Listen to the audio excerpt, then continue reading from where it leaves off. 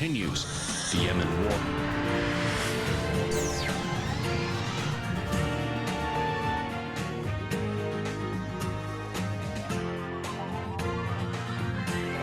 We say fight back!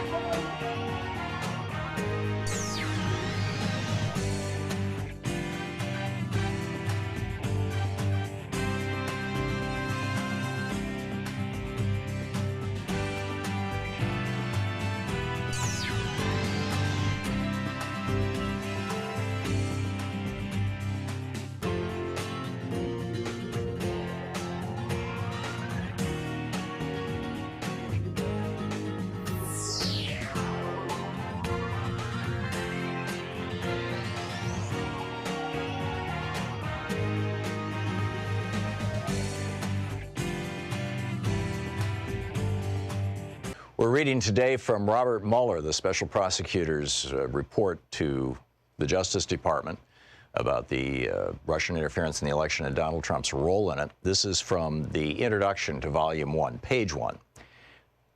The Russian government interfered in the 2016 presidential election in sweeping and systematic fashion. Evidence of Russian government operations began to surface in mid-2016. In June, the Democratic National Committee and its cyber response team publicly announced that Russian hackers had compromised its computer network. Releases of hacked materials, hacks that public reporting soon attributed to the Russian government, began that same month. Additional releases followed in July through the organization WikiLeaks, with further releases in October and November. In late July 2016, soon after WikiLeaks' first release of stolen documents, a foreign government contacted the FBI about a May 2016 encounter with Trump campaign foreign policy advisor George Papadopoulos. Papadopoulos had suggested to a representative of that foreign government that the Trump campaign had received indications that from the Russian government, that it could assist the campaign through the anonymous release of information damaging to Democratic presidential candidate Hillary Clinton. That information prompted the FBI on July 31st, 2016, to open an investigation into whether individuals associated with the Trump campaign were coordinating with the Russian government in its interference activities. That fall, two federal agencies jointly announced that the Russian government, quote, directed recent compromises of emails from U.S. persons and institutions, including U.S. political organizations, and these thefts and disclosures are intended to interfere with the U.S. election process, end quote. After the election in late December 2016, the United States imposed sanctions on Russia for having interfered in the election. By early 2017, several congressional committees were examining Russia's interference in the election. Within the executive branch, these investigatory efforts ultimately led to the May 2017 appointment of Special Counsel Robert S. Mueller III. The order appointing the special counsel authorized him to investigate, quote, the Russian government's efforts to interfere in the 2016 presidential election, end quote, including any links or coordination between the Russian government and individuals associated with the Trump campaign. As set forth in detail in this report, the special counsel's investigation established that Russia interfered in the 2016 presidential election principally through two operations. First, a Russian entity carried out a social media campaign that favored presidential candidate Donald J. Trump and disparaged presidential candidate Hillary Clinton. Second, a Russian intelligence service conducted counter-intrusion operations against entities, employees, and volunteers working on the Clinton campaign and then released stolen documents. The investigation also identified numerous links between the Russian government and the Trump campaign. Although the investigation established that the Russian government perceived it would benefit from a Trump presidency and worked to secure that outcome, and that the campaign expected it would benefit electorally from information stolen and released through Russian efforts, the investigation did not establish that members of the Trump campaign conspired or coordinated with the Russian government in its election interference activities. Below, we describe the evidentiary considerations underpinning statements about the results of our investigation and the special counsel's charging decisions, and we then provide an overview of the 2 volumes of our report. The report describes actions and events that the special counsel's office found to be supported by the evidence collected in our investigation. In some instances, the report points out the absence of evidence or conflicts in the evidence about a particular fact or event. In other instances, when substantial, credible evidence enabled the office to reach the conclusion with confidence. The where that happened. The report states that the investigation established that certain actions or events occurred. A statement that the investigation did not establish particular facts does not mean there was no evidence of those facts. In evaluating whether evidence about collective action of multiple individuals constituted a crime, we applied the framework of conspiracy law, not the concept of collusion.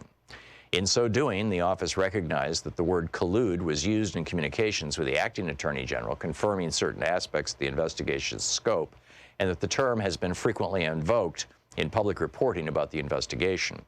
But collusion is not a specific offense or theory of liability found in the United States Code, nor is it a term of art in federal criminal law. For those reasons, the office's focus on analyzing questions of joint criminal liability was on conspiracy as defined in federal law. In connection with that analysis, we addressed the factual question whether members of the Trump campaign, quote, coordinated, a term that appears in the appointment order, with Russian election interference activities. We understood coordination does not have a settled definition in federal law, federal criminal law. We understood coordination to require an agreement, tacit or express, between the Trump campaign and the Russian government on election interference. That requires more than the two parties taking actions that were informed by or responsive to the other's actions or interests. We applied the term coordination in that sense when stating in the report that the investigation did not establish that the Trump campaign coordinated with the Russian government in its election interference activities. The report on our investigation consists of 2 volumes. Volume 1 describes the factual results of the special counsel's investigation of Russia's interference in the 2016 presidential election and its interactions with the Trump campaign. Section 1 describes the scope of the investigation. Sections 2 and 3 describe the principal ways Russia interfered in the 2016 presidential election. The Mueller Report. You know, we put together the coolest little newsletter every single day, or every single weekday, every day that we do our show. And Sue Nethercutt is the editor of it, and she does such a brilliant job with this thing. It's absolutely free, by the way. It's, you know, all you have to do is go over to thomhartmann.com and just sign up for it. Sign up for the free newsletter. And we don't sell the list or share it or any of that kind of stuff. So, you know, it's just coming to you, and that's it. And every day, as we're doing the show, Sue is listening to the show, and she is finding the websites for all the articles and all the stories and all the topics, broadly speaking, that I'm talking about on radio and on TV. And then she puts the links in there. We call it Sue's Daily Stack, and it's literally a link to every article that I've referenced and every broad topic that I've talked about. I think you'll find it really a valuable asset, particularly to help you win the water cooler wars. So be sure to check it out. It's over at thomhartmann.com. It's free. It's our newsletter. Thanks a lot. Want to connect with the show online? You can find the Thom Hartmann Program on Facebook, Thom Twitter, and Hartmann Instagram. Program. And happy Friday, TGIF, Shabbat Shalom, Juma Mubarak, whatever it may be for you. Happy Friday. Greetings, my friends, patriots, lovers of democracy, truth, and justice, believers in peace, freedom, and the American way. As we go through the program today, we're going to be getting into Trumpsters voting for Democrats. We're going to get into Fox News saying that Donald Trump committed crimes and obstructed justice. Yes, it's bizarre as it sounds. It may be true. And I want to start out with inherent contempt. But, of course, it's also Anything Goes Friday. Whatever you would like to talk about today, our number is 202-808-9925. And, you know, whatever's on your mind, we can deal with. There are 3 ways, basically, that Congress can enforce a subpoena to demand that somebody come before Congress. And the first is to basically seek a civil judgment, you know, to sue somebody for contempt of Congress. It's a misdemeanor. It's a $100,000 fine. It's a year in jail. But convicting somebody of this can take years. So that's probably not the option that Congress should follow. Second option is what I've been talking about on this program forever, which is that Congress can refer a complaint to the Department of Justice for actual criminal prosecution, or to have the U.S. Marshals or whatever, get somebody and drag them over to Congress. But that means you're asking Bill Barr to help out, and Bill Barr is, a Trump partisan and has made that quite clear. So there's a third option that Congress used as the only way that they dragged people in front of Congress in the first 100 years of this republic. And they continued to use it right up until 1934. And in 1930, and the Supreme Court ruled several times during the first 150 years of the United States that it was totally legal, just fine, no problem, Congress can do this. And that is this concept of what's called inherent contempt. That is contempt of Congress. You refuse to show up for a subpoena. You refuse to come if you're invited to speak. We are going to hold you in contempt, and we are going to hold the trial not in the court system, using federal judges and federal courts. We're going to hold the trial here in Congress.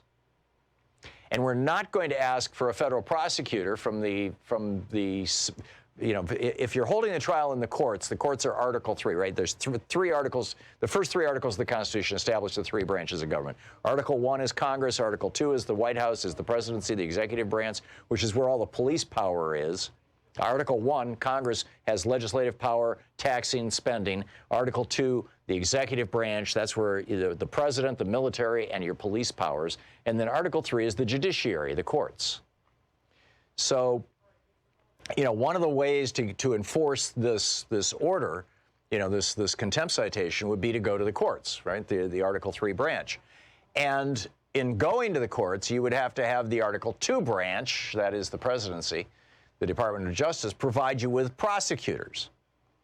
And, the odds are that the Article 3 branch, which would end up probably being the Supreme Court fairly quickly, you've got Justice Beer over there, right?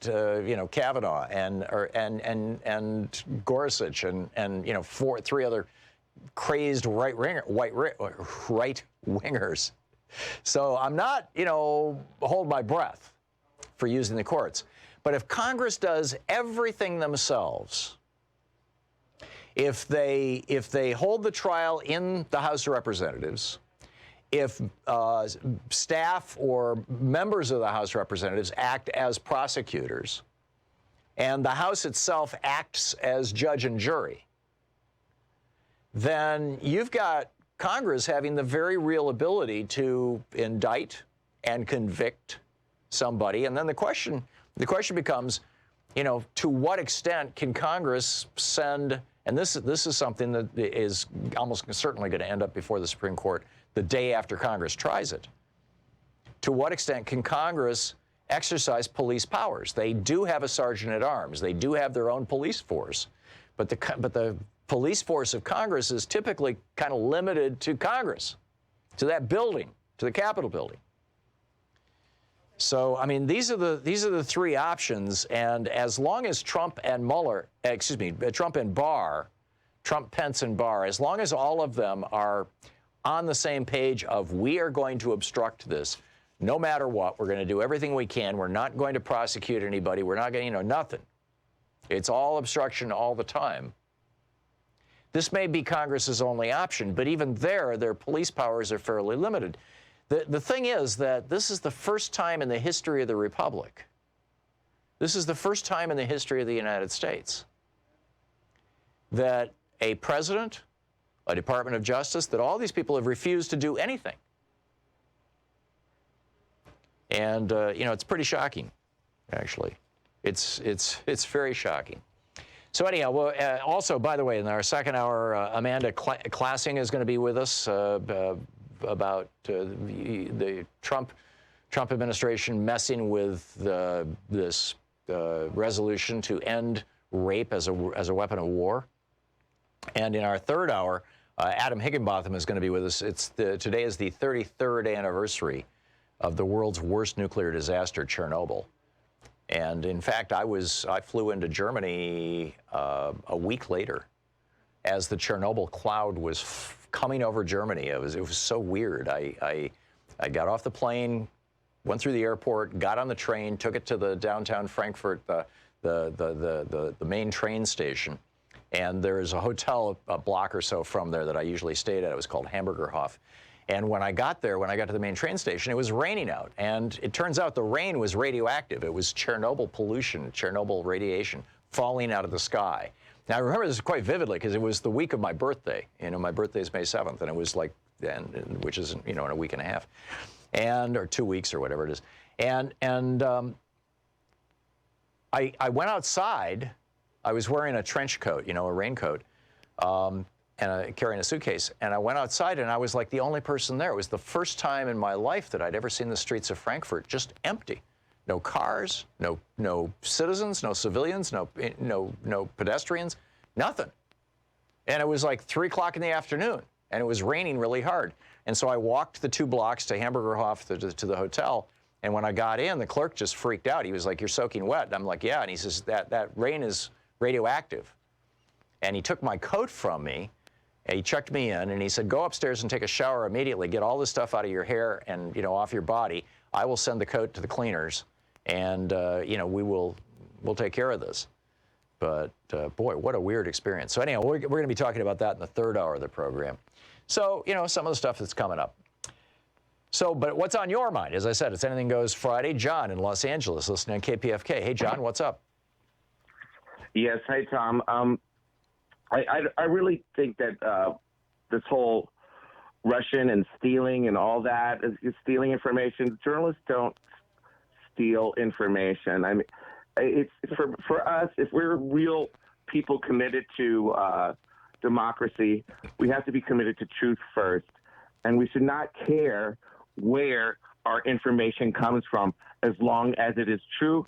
And if Hillary had compromising information, well, she shouldn't have done it in the first place. John, I don't have any idea what you're talking about. TikTok email is enough for everything to be worth it. John, number one, reporters don't steal information. You're right, and frankly, where the information comes from doesn't matter. For example, the Pentagon Papers.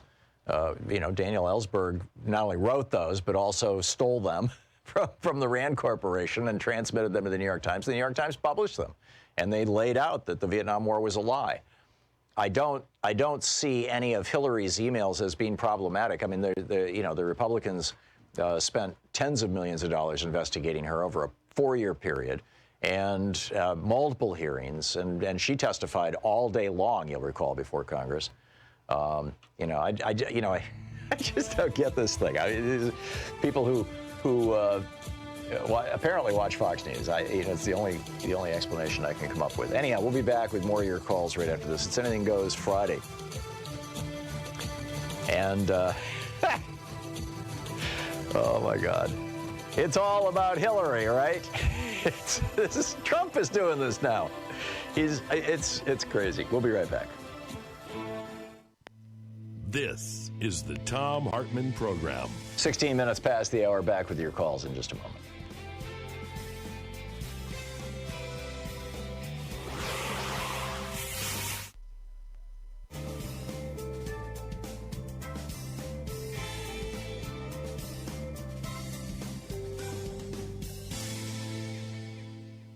And welcome back. Omar in Arlington, Virginia. Hey, Omar, what's up? Tom, thank you so much for taking my call. Tom, just very quick, I know you're familiar with the Mueller report. You know, isn't that enough to start the impeachment process? Yes. The hearing? Yes. So, and you don't even need the Mueller report. All you need to know about is what happened with Stormy Daniels and Karen McDougal. That's a felony. Exactly. And the thing is that, you know, this class of congressmen, you know, is so full of lawyers, so full of former prosecutors and U.S. attorneys. Well, that's typical for Congress. I mean, so, which to me tells, to my point, that they know the law. Yeah. They know the law. I don't understand why they cannot start the proceeding. So we can force these. Because they all have Bill Clinton derangement syndrome. Actually, that described a very specific thing back in the 90s. They all learned the wrong lesson from Bill Clinton's impeachment. The lesson that they learned is if you impeach a president, Ralph Waldo Emerson said, if you're going to kill the king, if you're going to try to kill the king, you better kill him. Or if you're going to challenge the king, you better kill him, or words to that effect. And, of course, we're not talking about killing anybody here, but the point is that metaphor. It's a metaphor, exactly. If you're going to go after somebody, particularly somebody who's powerful, you better take them down. And so, the lesson that the Democrats learned from the Clinton impeachment was that if you fail at an impeachment, that it turns around and hurts you. Well, in fact, Bill Clinton's popularity had fallen back, again by the time of the election, number one, and the impeachment had hurt him. Number two, what we learned when Bill Clinton was being impeached was that he was a man like more than half of all married men in America. He had an affair, and he lied to cover it up. I mean, that literally is more than half of men in America, and slightly fewer than half of women in America, married women in America, married men. And so people were like, so what? But this is a completely different thing. I mean, this is more like Nixon. There's actual crimes being committed in the White House, and I mean a whole spectrum of them. Yeah. So yeah, and in terms of if the Democrats don't impeach, in your perspective, what does that say? Take us, let's say they did not impeach. What do you think that sent? How is the Democratic Party Democratic Party is going to be viewed going forward? And thank you so much. Well, you're welcome, Omar. If they don't impeach Trump, then it's basically saying to not just Trump, but to any future president, Congress will roll over if you start acting like a proto-dictator, like a neo-fascist, which is what Trump is doing. I mean, here we have, for the first time in the history of the United States, the President of the United States this morning, or yesterday, I guess it was last night on Sean Hannity's show, for the first time in the history of the United States, you have the President of the United States saying that there was an attempted coup against the government of the United States by other Americans. Benedict Donald laid this out. He said, oh, yeah, they were coming after, this was a coup. It was not a coup. The traitor here, if there is one, is Donald Trump. He's the guy who's breaking the law. He's the guy who's defying norms and conventions. He's the one who's flaunting the founders. I mean, let's just be clear about this. Anyhow, we'll be back. It's 20 minutes past the hour.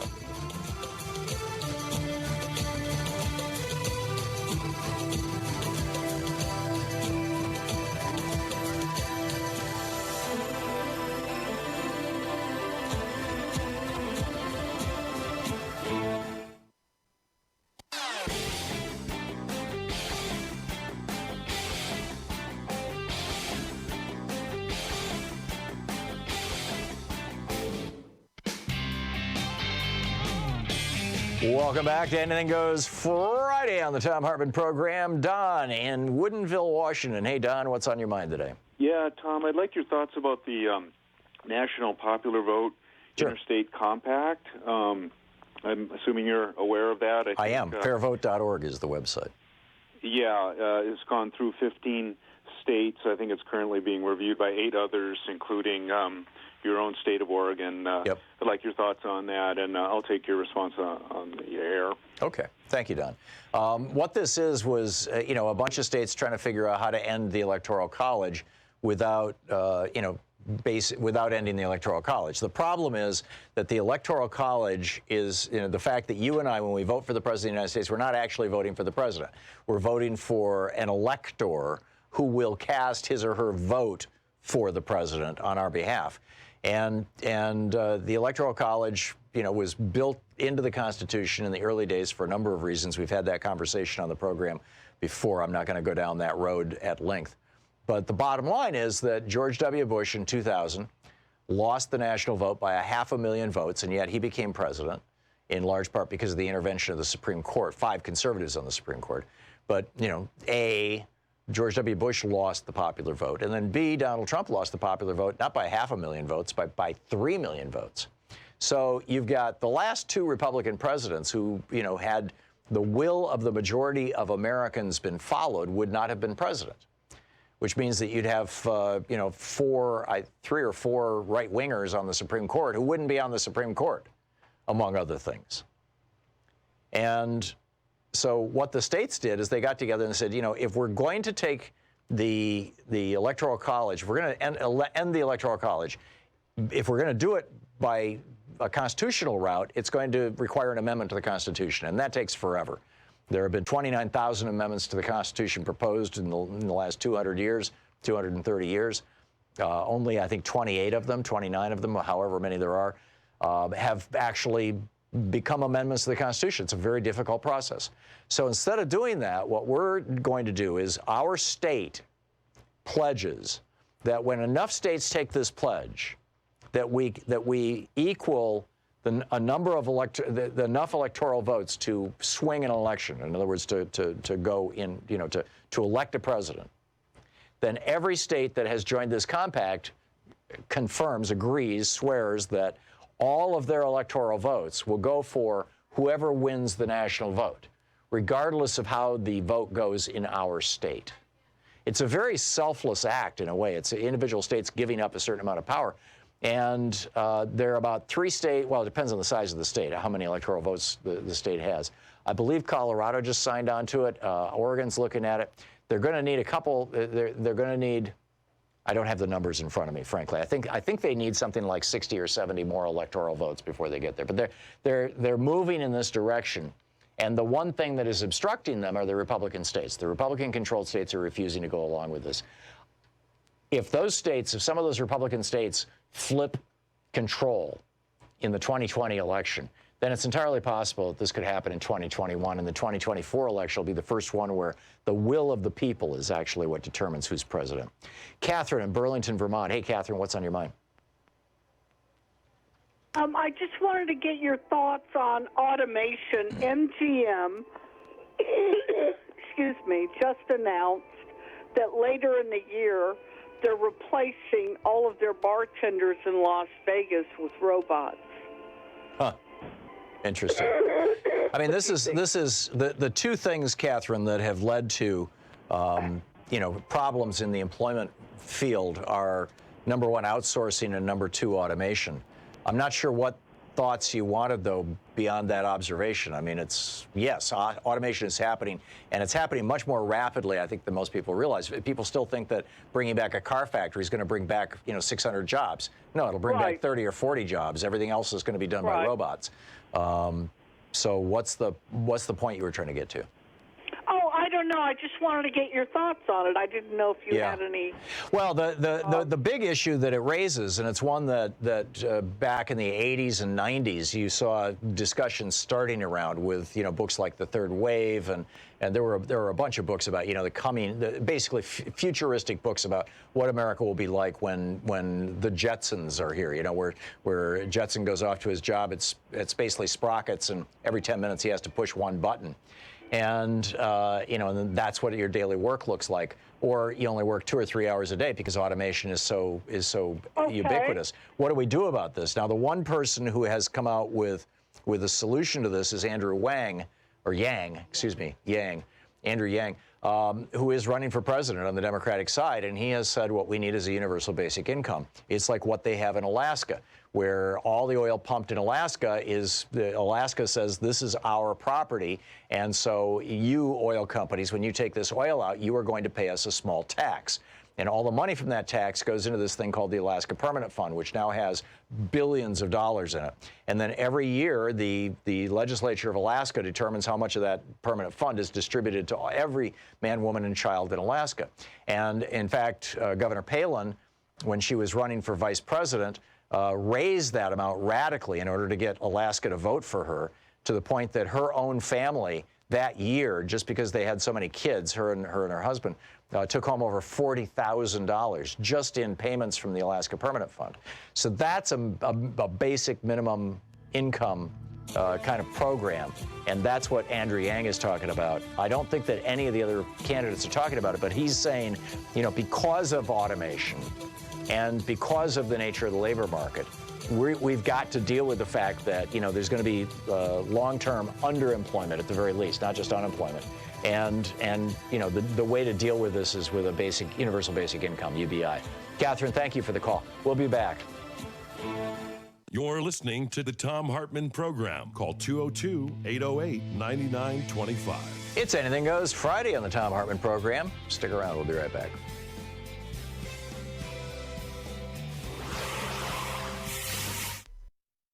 We're reading today from Robert Mueller, the special prosecutor's report to the Justice Department about the Russian interference in the election and Donald Trump's role in it. This is from the introduction to Volume 1, page 1. The Russian government interfered in the 2016 presidential election in sweeping and systematic fashion. Evidence of Russian government operations began to surface in mid-2016. In June, the Democratic National Committee and its cyber response team publicly announced that Russian hackers had compromised its computer network. Releases of hacked materials, hacks that public reporting soon attributed to the Russian government, began that same month. Additional releases followed in July through the organization WikiLeaks, with further releases in October and November. In late July 2016, soon after WikiLeaks' first release of stolen documents, a foreign government contacted the FBI about a May 2016 encounter with Trump campaign foreign policy advisor George Papadopoulos. Papadopoulos had suggested to a representative of that foreign government that the Trump campaign had received indications that from the Russian government, that it could assist the campaign through the anonymous release of information damaging to Democratic presidential candidate Hillary Clinton. That information prompted the FBI on July 31st, 2016, to open an investigation into whether individuals associated with the Trump campaign were coordinating with the Russian government in its interference activities. That fall, two federal agencies jointly announced that the Russian government, quote, directed recent compromises of emails from U.S. persons and institutions, including U.S. political organizations, and these thefts and disclosures are intended to interfere with the U.S. election process, end quote. After the election in late December 2016, the United States imposed sanctions on Russia for having interfered in the election. By early 2017, several congressional committees were examining Russia's interference in the election. Within the executive branch, these investigatory efforts ultimately led to the May 2017 appointment of Special Counsel Robert S. Mueller III. The order appointing the special counsel authorized him to investigate, quote, the Russian government's efforts to interfere in the 2016 presidential election, end quote, including any links or coordination between the Russian government and individuals associated with the Trump campaign. As set forth in detail in this report, the special counsel's investigation established that Russia interfered in the 2016 presidential election principally through two operations. First, a Russian entity carried out a social media campaign that favored presidential candidate Donald J. Trump and disparaged presidential candidate Hillary Clinton. Second, a Russian intelligence service conducted counter-intrusion operations against entities, employees, and volunteers working on the Clinton campaign and then released stolen documents. The investigation also identified numerous links between the Russian government and the Trump campaign. Although the investigation established that the Russian government perceived it would benefit from a Trump presidency and worked to secure that outcome, and that the campaign expected it would benefit electorally from information stolen and released through Russian efforts, the investigation did not establish that members of the Trump campaign conspired or coordinated with the Russian government in its election interference activities. Below, we describe the evidentiary considerations underpinning statements about the results of our investigation and the special counsel's charging decisions, and we then provide an overview of the 2 volumes of our report. The report describes actions and events at the special counsel's office found to be supported by the evidence collected in our investigation.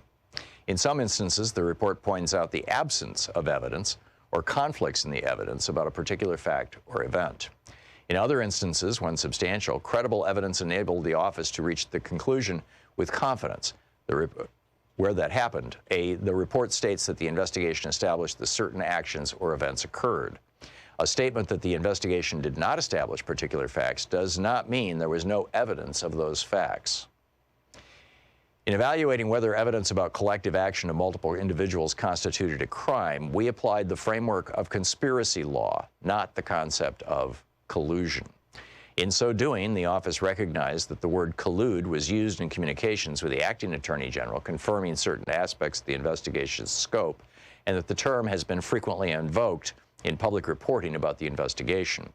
But collusion is not a specific offense or theory of liability found in the United States Code, nor is it a term of art in federal criminal law. For those reasons, the office's focus on analyzing questions of joint criminal liability was on conspiracy as defined in federal law.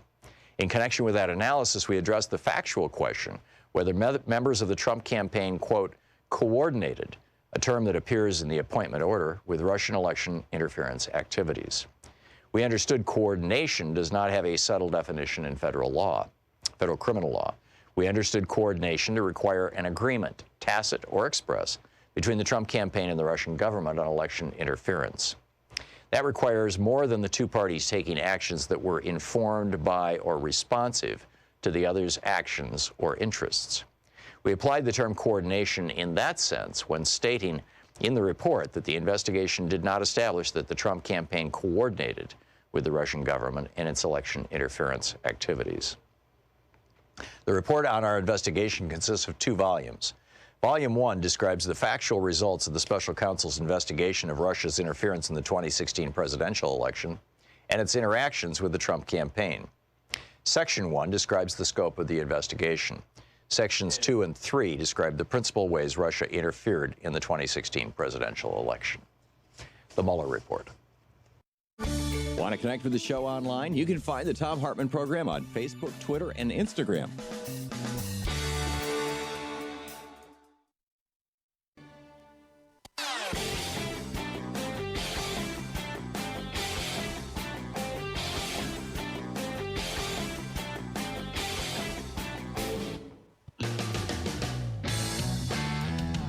Welcome back. 34 minutes past the hour. Thom Hartmann here with you. Just some of the stuff in the news today. The Kansas Supreme Court has, there are 11 states now. Let me give you a little background here. 11 states now have passed laws, these so-called fetal heartbeat laws, that ban abortion after 6 weeks of pregnancy.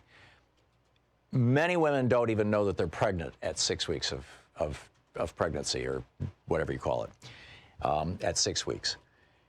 So, you know, basically it's a ban on abortion.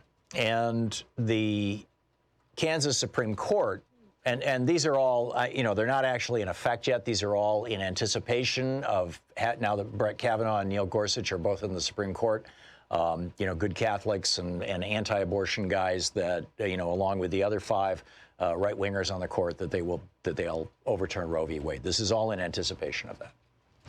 And, you know, which has been the dream of you know, the hard religious right for years and years, and the Catholic Church as well. And so there is a provision in the Kansas Constitution that specifies that Kansas protects, quote, the right of personal autonomy. And the Supreme Court ruled that this means the right, quote, to control one's own body, to assert bodily integrity, and to exercise self-determination.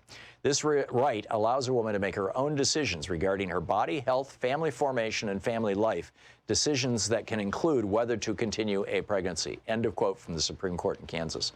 So this is big breaking news, because this same legal rationale could be used in other states to block these abortion laws, depending on the constitutions of the states. But I'm guessing most states have some variation on bodily autonomy. So anyhow, just FYI. David in San Pedro, California. It's Anything Goes Friday. David, what's up? Yeah, hi. I have changed my mind about impeachment. I was one of the people who was always saying it's useless because Senate is going to vote it down. Right. But I think that we actually need to do it now.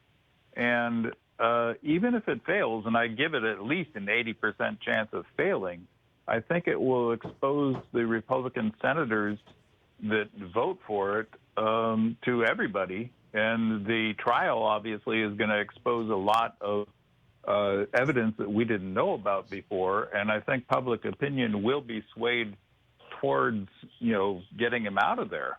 And I absolutely agree. If the Republicans block it, that will be, you know, more incentive to vote those guys out along with Trump in 2020. I agree. And the big difference, and the thing that I think everybody is missing, is how you do it. I mean, that's the key to the whole thing, the how you do it part. And this is what Hillary Clinton addressed in her op-ed in the Washington Post day before yesterday.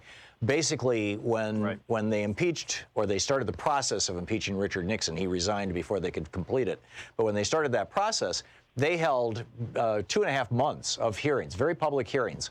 And those hearings laid bare his crimes.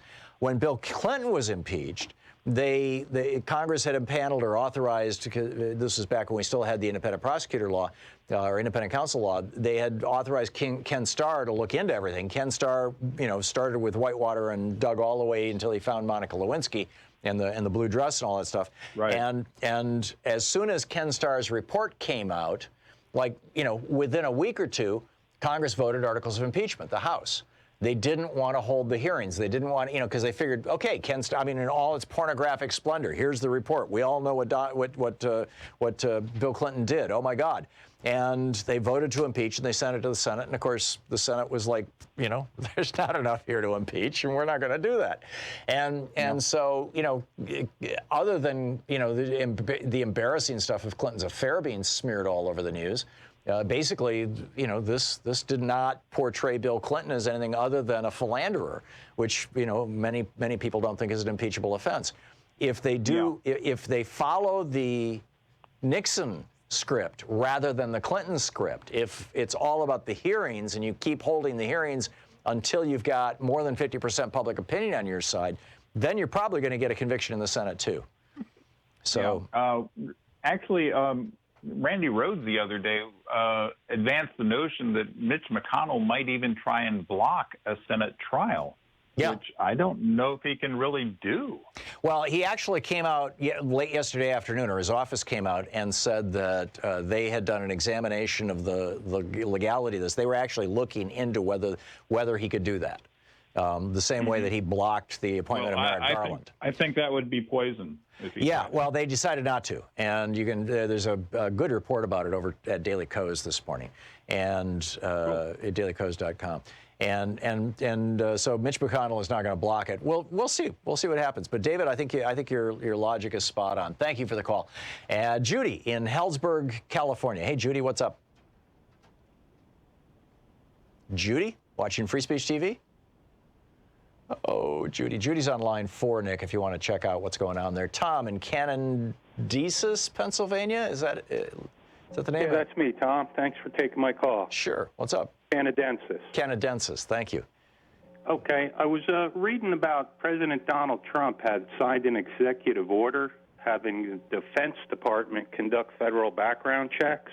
Right, that was a change they did. They made that change yesterday. They're taking the security clearances in the White House out of the government operations or government oversight or whatever. And the personnel management. Yeah, OPM. That's right, Office of Personnel Management. Thank you very much, and shifting it over to the Pentagon. But now it seems to me if something that Trump is going to do like that, it can't be good. Is there some kind of pro for Trump and con for the rest of us?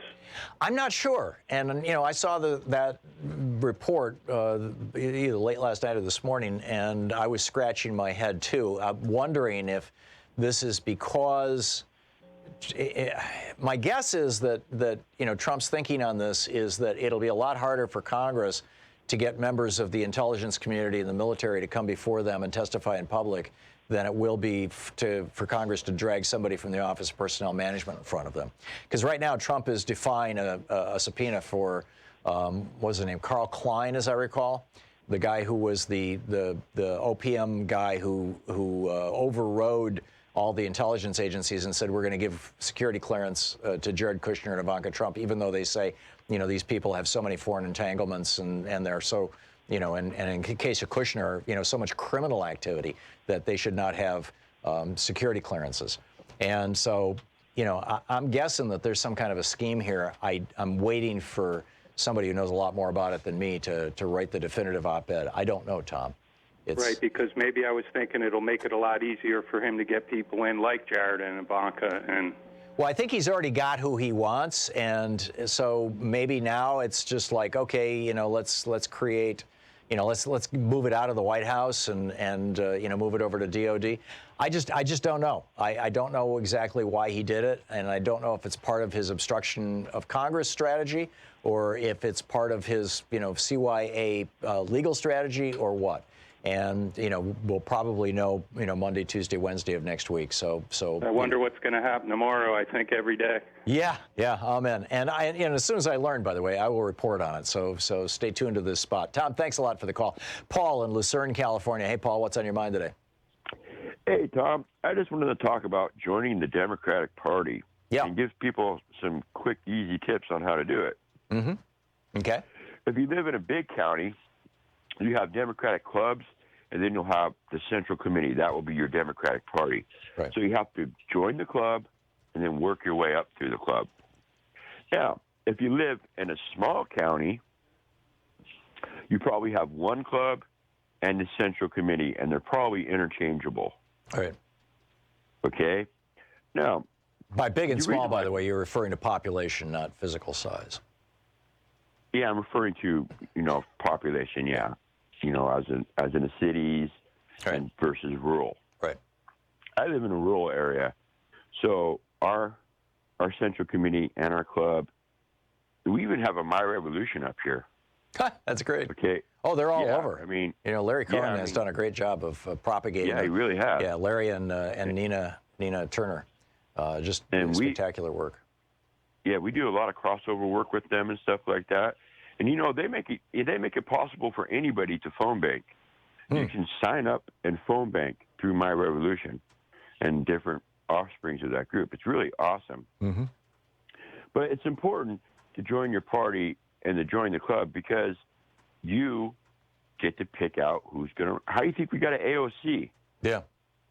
The local party put her on the ticket. People voted for her. She won. Yep. And that's what we need to do. We need to do the same thing the Republicans did. The crazy wing of the Republicans took over the Republican Party. Well, it's time for us progressives to take over the Democratic Party. Amen. Because we have a winner-take-all system. It's only for two parties.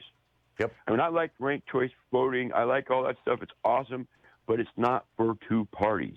Yeah. No, we have a different system than most of the rest of the world, most of the other democracies in the world. There's only 7 countries that have first-past-the-post winner-take-all elections, and 2 of those countries, Australia and New Zealand, have incorporated ranked choice voting, instant runoff voting, in order to compensate for that. So there's 5 countries basically, and we're one of them, where it's basically a 2-party system. Everybody else is doing proportional representation, where if your party gets 10% of the vote, you get 10% of the seats in Congress.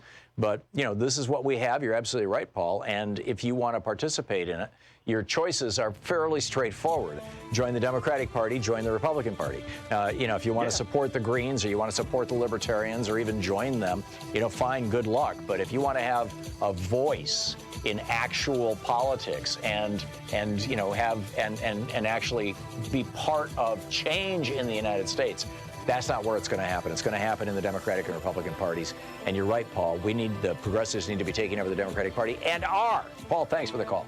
You're listening to Thom Hartmann. Visit ThomHartmann.com for audio and video archives. It's Anything Goes Friday. Back with your calls on this beautiful Friday right after this.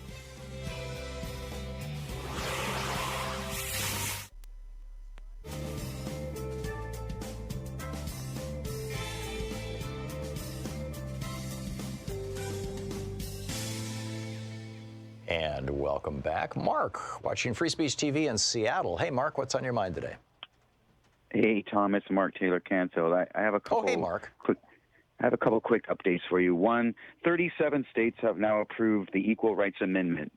One more state is needed for it to become a part of the U.S. Constitution, the 28th Amendment. So keep an eye on that. That's happening right now. Maybe.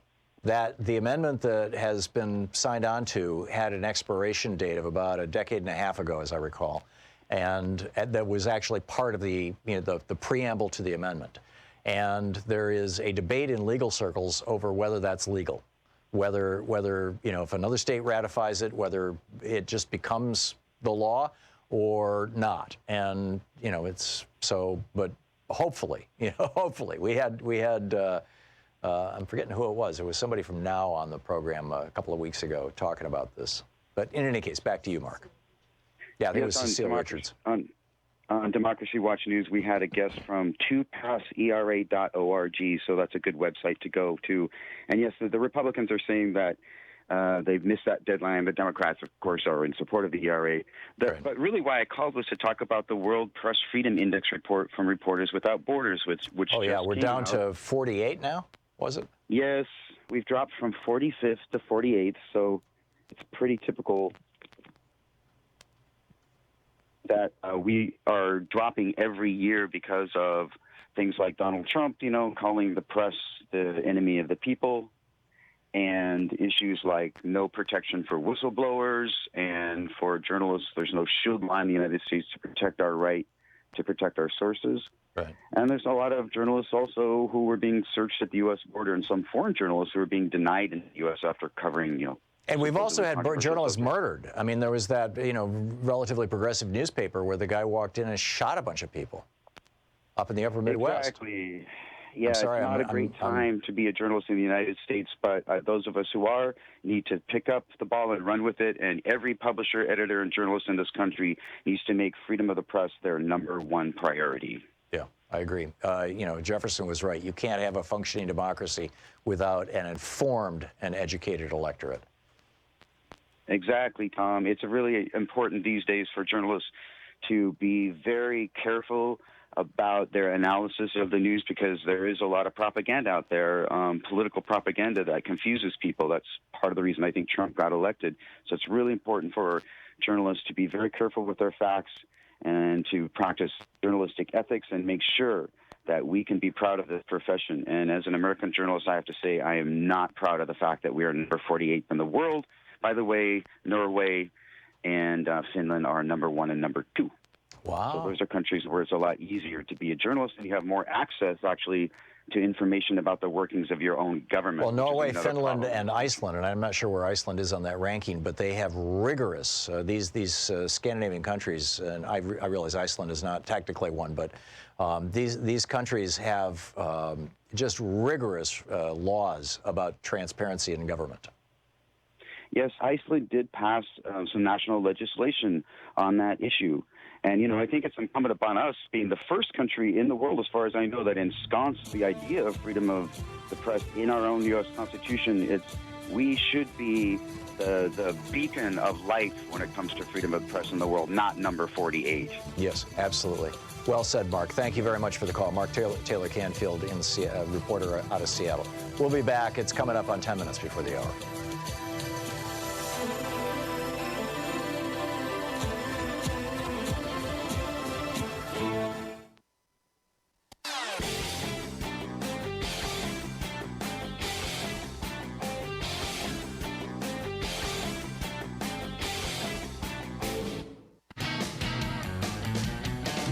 Welcome back. Thom Hartmann here with you. Just got an email from Donald Trump. Actually, I got it yesterday. I printed it out, and I'll read it to you today. Fred, the fake news media is failing to tell you the truth again so they can push their liberal agenda. The waste of money Mueller report is out. We know two things for sure. There was no collusion or obstruction by President Trump. And Obama knew about potential Russian interference in the 2016 election and did virtually nothing to stop it.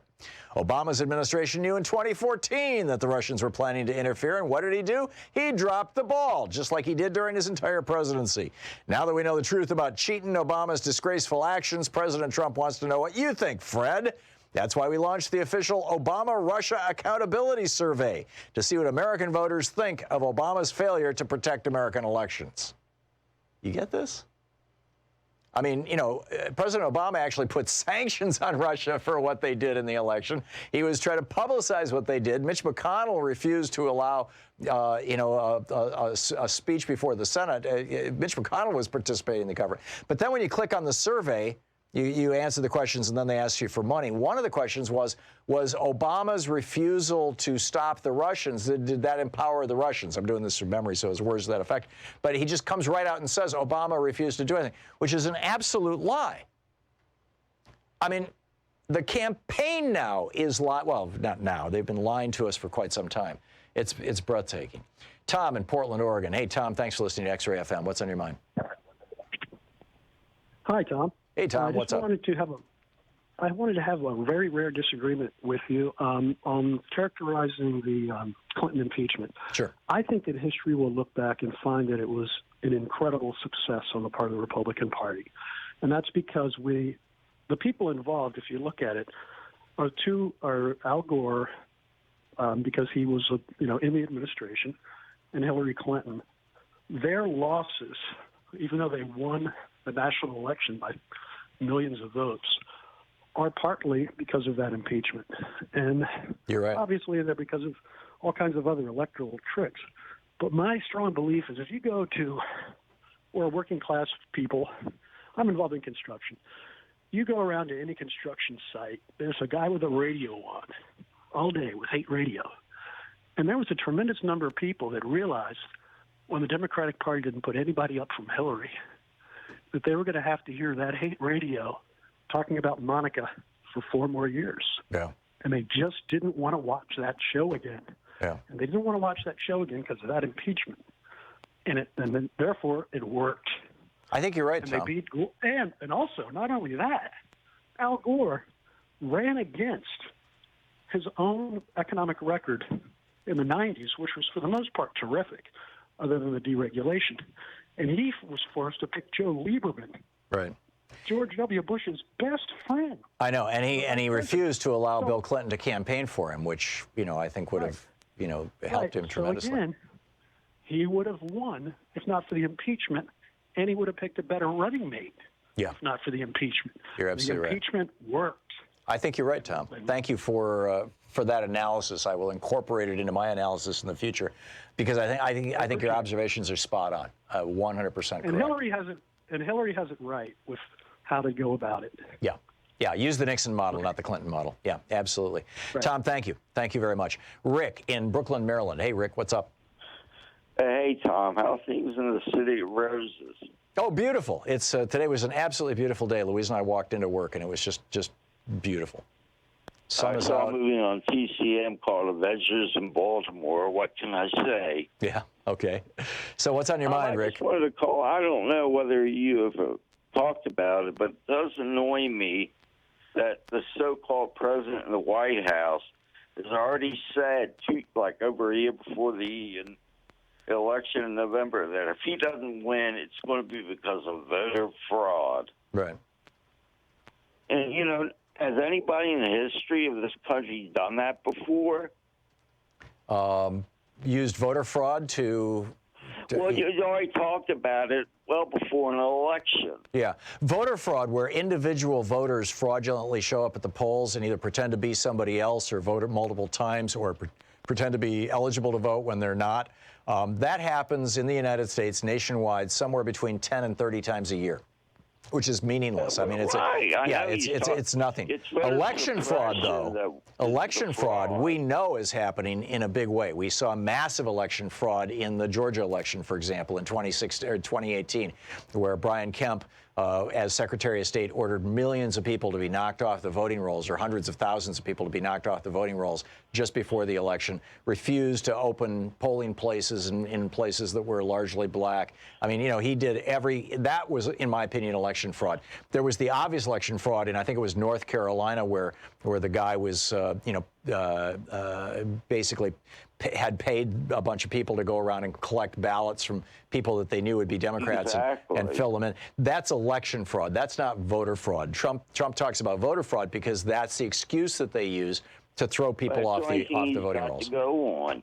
Yeah, it really and truly is. Yep, you're absolutely right, Rick. Thanks a lot for the call. Hal in Houston, Texas. Hey, Hal, got a minute to the break. What's up? Hal? Okay? Oh, hi. I'm sorry. Hi. It's okay. Can you hear me okay? I can, yes.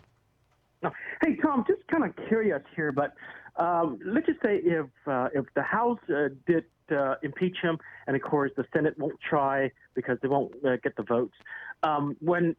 If Trump were to leave the office after first term as private citizen, can they go after him, and of course specifically the Southern District Court? Yes. Yes, his immunity to prosecution vanishes the day that he leaves office, which would be, January 5th of 2021, and assuming he loses the election in 2020, and assuming that the statute of limitations hasn't run out. The statute of limitations on many of the crimes that Mueller points to, obstruction of justice and some of the election crimes, his stuff with Stormy Daniels and all that. My understanding is the statute of limitations on those crimes is 5 years. So they're going to have to prosecute him as soon as he gets out of office. But yes, they can. Hi, thank you so much for the call. It's great to hear from you. And my apologies for getting your name wrong. We'll be back. It's Anything Goes Friday here on the Thom Hartmann Program. We are going to check in right after the break here with Amanda Klassing, the acting co-director of Women's Rights with the Human Rights Watch. Stick around. You're listening to Thom Hartmann.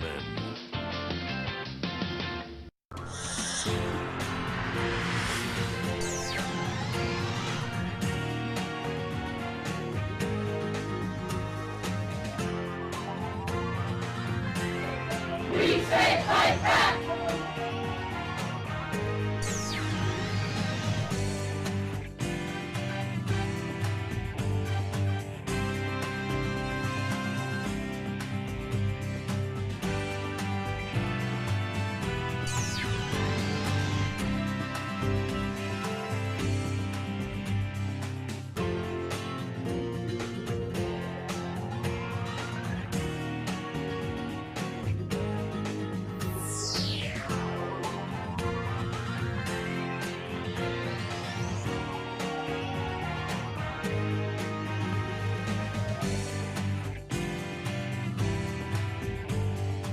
From Robert Mueller, the special prosecutor's report to the Justice Department about the Russian interference in the election and Donald Trump's role in it. This is from the introduction to Volume 1, page 1.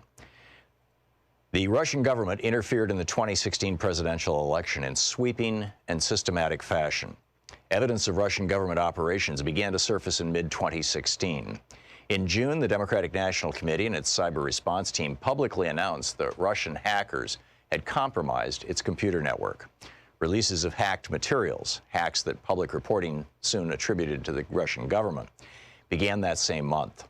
Additional releases followed in July through the organization WikiLeaks, with further releases in October and November. In late July 2016, soon after WikiLeaks' first release of stolen documents, a foreign government contacted the FBI about a May 2016 encounter with Trump campaign foreign policy advisor George Papadopoulos. Papadopoulos had suggested to a representative of that foreign government that the Trump campaign had received indications that from the Russian government, that it could assist the campaign through the anonymous release of information damaging to Democratic presidential candidate Hillary Clinton. That information prompted the FBI on July 31st, 2016, to open an investigation into whether individuals associated with the Trump campaign were coordinating with the Russian government in its interference activities. That fall, two federal agencies jointly announced that the Russian government, quote, directed recent compromises of emails from U.S. persons and institutions, including U.S. political organizations, and these thefts and disclosures are intended to interfere with the U.S. election process, end quote.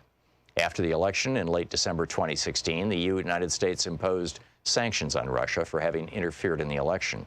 By early 2017, several congressional committees were examining Russia's interference in the election. Within the executive branch, these investigatory efforts ultimately led to the May 2017 appointment of Special Counsel Robert S. Mueller III.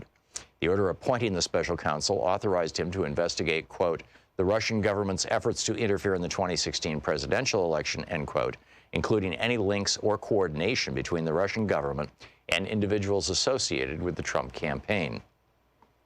As set forth in detail in this report, the special counsel's investigation established that Russia interfered in the 2016 presidential election principally through two operations.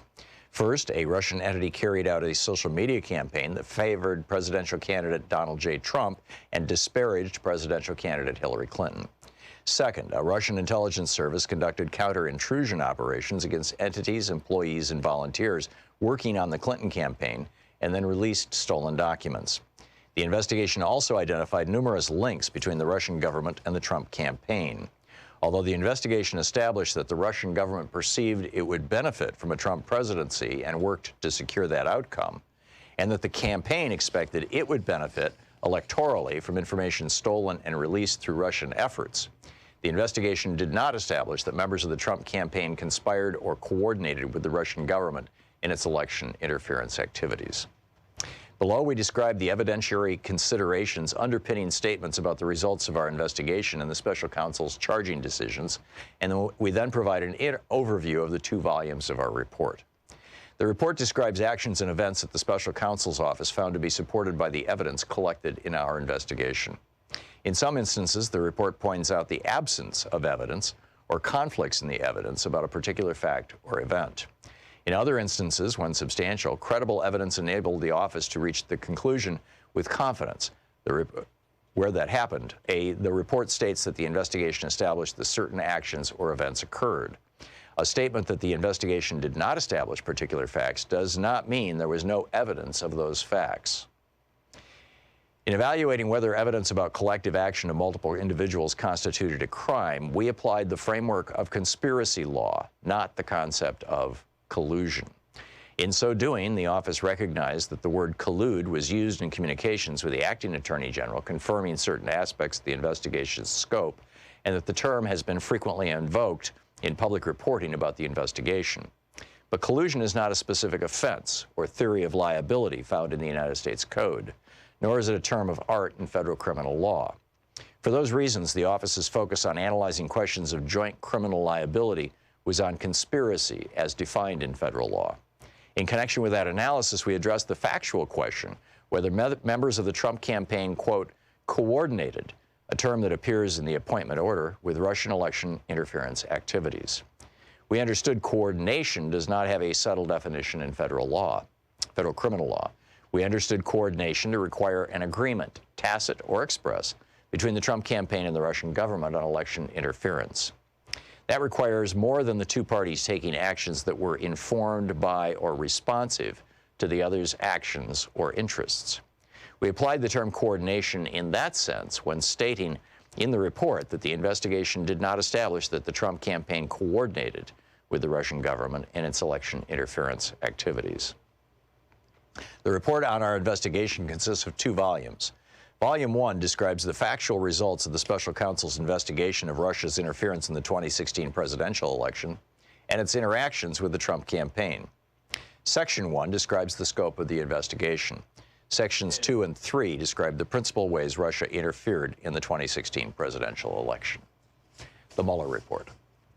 You know, every day here on the Thom Hartmann Program, Louise and I and our team, Sean, Nate, Shira, Dave, Chase, Sue, Nigel, Ron, we all work to put together the very, very best show we possibly can. And there's an enormous amount of work that goes into the show. And one of the things that comes out of that is a lot of content, a lot of specific information that we go through and we dig out and, you know, we want to share with you. And Sue puts that into our newsletter every week. And I think you will, if you don't already receive our newsletter, it comes in email every day, about an hour after we're off the air, or maybe a couple hours after we're off the air. And Sue goes through and pulls literally every link to every story that we talked about and puts it into the newsletter. It's free. We don't sell a list or anything. You complete safety and security. There's no charge. There's no nothing. Just, you know, plug in your email address over at thomhartmann.com and you get signed up for the newsletter. It's all fairly obvious. You'll see it on the website. So check it out, thomhartmann.com. Thank you. Want to connect with the show online? You can find the Thom Hartmann Program on Facebook, Twitter, and Instagram.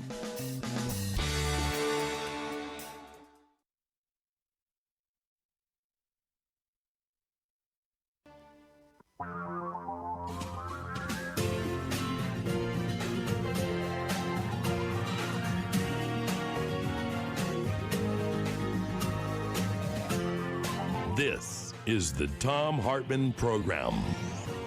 And welcome back. Thom Hartmann here with you. And in just a moment, there we go. And on the line with us is Amanda Classing. Amanda M. Classing, the acting co-director of Women for Women's Rights at Human Rights Watch. HRW.org is the website. Amanda, welcome to the program. Thank you. I'm happy to be here. I'm glad to have you. The Trump administration, well, let's back up a little bit. What is the situation around the world right now with sexual violence, with rape as a weapon of war? Yeah, absolutely. So for over 2 decades now, we have been documenting that rape or sexual violence has been used as a weapon of war by against women in a way to break the social fabric of communities, to increase terror, to as a form of genocide. There's many ways that this has been used as a tool to harm women and their families abroad. So there has been efforts to address sexual violence and conflict, both through making sure women and girls have access to services that they need, but also that there's accountability at the highest levels for this type of crime. One of the biggest parts of this is not just the rape itself, which is violent and produces trauma and tears communities apart, and in traditional communities, for lack of a better word, very conservative communities, can scar a woman for life socially. But it's the impregnation part of it that, I'm not sure if you're old enough to remember, but those of us who are, back during the whole Serbian conflict, I believe it was Radovan Karadzic, the psychiatrist who was a Bosnian or a Serbian general, I forget which, and he actually had organized these rape camps where they had tens of thousands or hundreds of thousands of Muslim women who were being regularly raped, repeatedly raped by Christian men, so that they would be impregnated, so that when they went back to their villages, and they didn't let them out until they were impregnated, they would be, basically they would be breaking not just the religious boundaries, but the cultural boundaries, the quote racial boundaries, all this kind of stuff. We have seen ISIS doing this when they take over communities that are not Sunni Muslim. I'm guessing there are other examples of this, and can you speak to that and what the UN, what the world community is doing to try to stop this? Yeah, absolutely. I mean, I've spoken to women who have actually become pregnant because of sexual violence in the context of conflict, and it's heartbreaking. It really is when a woman is not able to access the services that she needs in order to terminate a pregnancy or to access safe prenatal care if she decides to continue it. There's also all sexually transmitted infections that if you receive timely care, you can actually prevent.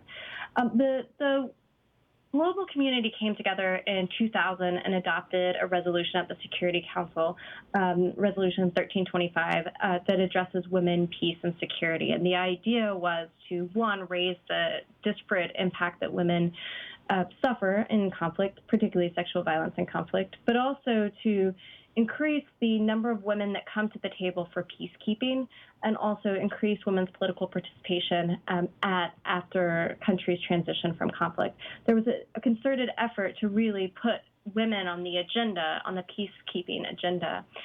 And there have been subsequent resolutions that really have sought to identify gaps and protections that women face when it comes to conflict, in particular, how to get these women access to services, both mental health services, post-rape care, and as I said, prenatal care if they determine to continue a pregnancy.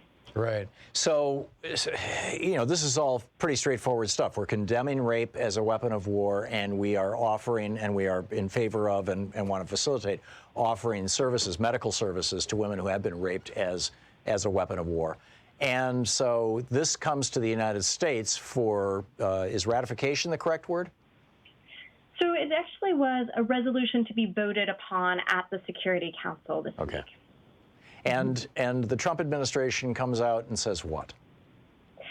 So there had been a negotiation process at the Security Council among the different member states, what the text of the resolution would say. And there was concern about mentioning sexual and reproductive health and rights. So there had been negotiations up until the last minute where the resolution would refer to previous resolutions that talked about sexual and reproductive health and rights without actually using those words. And at the last minute, the U.S. Threatened veto if there was even mention implicitly of sexual and reproductive health and rights. So that was removed completely from the resolution rather than having the whole thing die in committee, essentially. And so the U.S. government really flexed its veto muscle to make sure that their extreme vision of what women's rights look like is impressed upon a global community. What is the genesis of this administration's antipathy to women's rights? Is this merely craven political pandering to the megachurch preachers and the Catholic Church? Is the Catholic Church on record as taking that extreme a position, as being opposed to that, or is there something else going on here? It seems like this is just this has become abortion, basically. This is all meta to abortion. Abortion has become the issue that these giant churches, the Franklin Grahams, the Jerry Falwell Jr.'s of the world, is that where it's coming from? No, it's interesting because we're a global organization. We see trends globally that are really taking place. And what we've seen is that there is a real backlash to women's rights that includes a backlash to abortion, but also access to emergency contraception, other forms of family planning. And so the United States at the Security Council and at the UN have been aligning itself with countries like Russia, countries like Saudi Arabia on women's rights issues. The Holy See does have a seat at the UN and so has a very strong anti-choice position. But really, this is, yes, it's a trend in the United States, but it's a global trend to really reverse the progress that we've made in ensuring that women and girls have access to all the types of health care that they need. Do you think that this is being driven by good old-fashioned misogyny, hatred of women, or is it being driven by patriarchy, by a belief that women should be the subjects of the man in their lives, their fathers or their husbands or whatever, or brothers, as in Saudi Arabia, for example, or wards of the state, for that matter, as in Saudi Arabia? I mean, or do you see as the principal push on this the religious objection to abortion? So I think that misogyny and patriarchy, go hand in hand, and certainly some of the interpretations of how policy should reflect religious beliefs. They're all very closely related. But I think what we're seeing is that, as we have a rise in authoritarianism and a rise, kind of closing space of civil society, strong men and strong political leaders that are trying to approach human rights issues broadly in a way that is abusive to human rights. They're picking on marginalized groups, vulnerable groups that are used to being picked on. So that might be LGBT groups, and maybe refugees, and it certainly includes women. So using abortion and the extreme divisions that talking about abortion can create in society is a way to marginalize women's voices in political spaces. It's also a way to minimize the women's rights defenders that are working around the world. And it creates strange bedfellows at the UN level for sure. Specific to the Trump administration, to what extent do you have evidence or is there are there suggestions that this is growing, this is coming out of a general anti-woman antipathy on the part of the Trump administration? I mean, you've got Donald Trump, who is, kind of an admitted misogynist and sexual assaulter. He has surrounded himself largely with men, and the few women in his cabinet, people like Betsy DeVos, are more like the kind of Phyllis Schlafly women, I would say. Or is it that you think he's doing this in deference to the Franklin Grahams and Jerry Falwell Jr.'s of the world, or of the United States?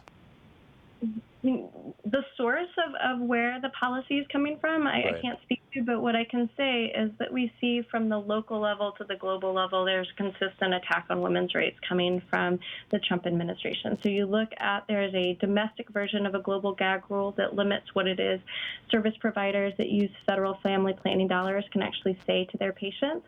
And then you see a massive expansion of the global gag rule that includes up to $9 billion of U.S. foreign health assistance that gags what it is doctors and service providers can tell women and girls that they provide services to. And this is happening at a time that the State Department no longer is reporting on reproductive rights within their annual human rights report. And what that means is in the past we've seen reporting on preventable maternal mortality, women dying in childbirth as a human rights issue, or access to contraception as a human rights issue. That's been written completely out of the human rights reports for the last 2 years. Wow. Yeah, absolutely. So across the board, we're seeing this pattern of really minimizing or erasing women's rights within this foreign policy and domestic policy of this administration. Remarkable. I mean, horrible, as in, Amanda M. Classing, the acting co-director of the for Women's Rights of the Human Rights Watch. HRW.org is the website. You can tweet her at AM Classing, K-L-A-S-I-N-G, or at HRW as a Human Rights Watch. Amanda, thanks so much for dropping by today. Thank you. Very nice meeting you. Very nice talking with you. I much appreciate it. We'll be back. It's 17 minutes past the hour. This is the Thom Hartmann Program. Anything Goes Friday. Back with your calls right after this.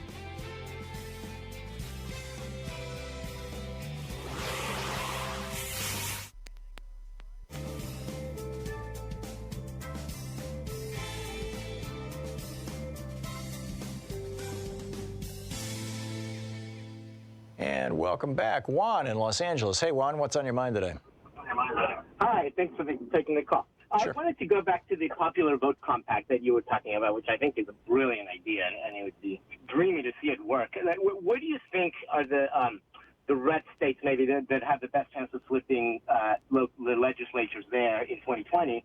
And then what can activists in a liberal bubble like LA do to help that? I think that the states, the upper Midwest states, are the ones that are most likely flipping from red to blue. Michigan, Pennsylvania, Wisconsin. Wisconsin now has a Democratic governor, but the legislature is still controlled by the Republicans. That may, I'm not sure the other states. Possibly, I mean, it's a long shot, but possibly Ohio, Indiana. And I'm not sure if any of those states have signed on to the compact or not. But those are the places where the change is happening most rapidly. We're also seeing it in the Southwest, the American Southwest, in New Mexico, Arizona, that region. So, Juan, in terms of helping it out, I would go to fairvote.org, which is the website for the group that did this whole thing, and they've got information there about how you can help out, how you can sign up, how you can encourage people, that kind of stuff. Okay? That's great. Thank you. Cool. Thanks a lot, Juan. Great to hear from you.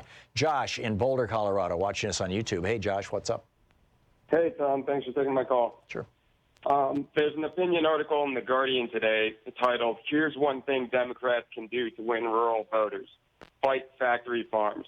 And it talks about how the waste from CAFOs, specifically in North Carolina, Iowa, and Wisconsin, are polluting the waterways in those states, especially in poor communities.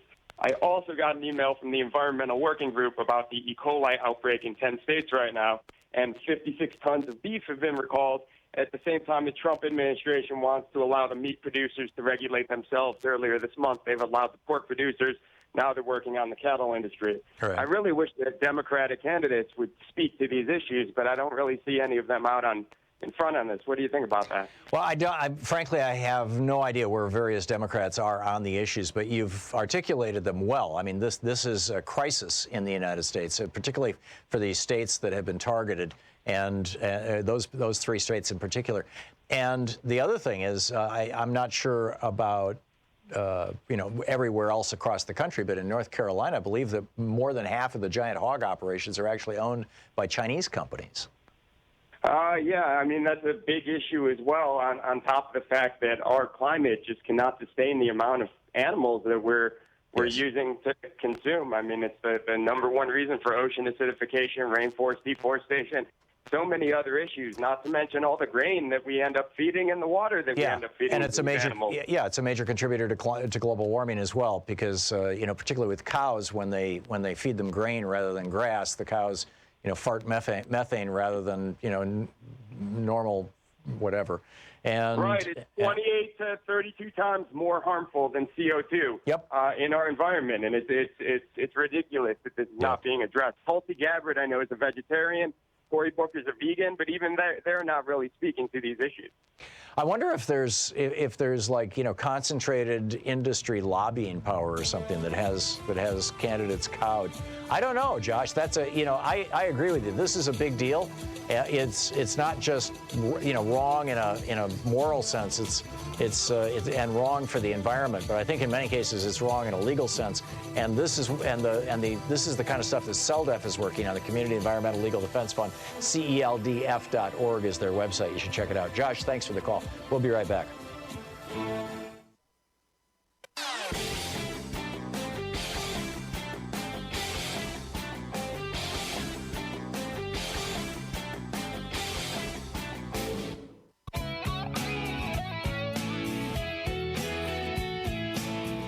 welcome back. Thom Hartmann here with you, 22 minutes past the hour. Michael in Bronx, New York. Hey, Michael, what's up? Hi, John. I'm Tom. Getting a little tongue twisted here because I'm very nervous of what's happening here. First off, I got to make a correction that so people keep saying that you cannot indict a sitting president. That is absolutely false.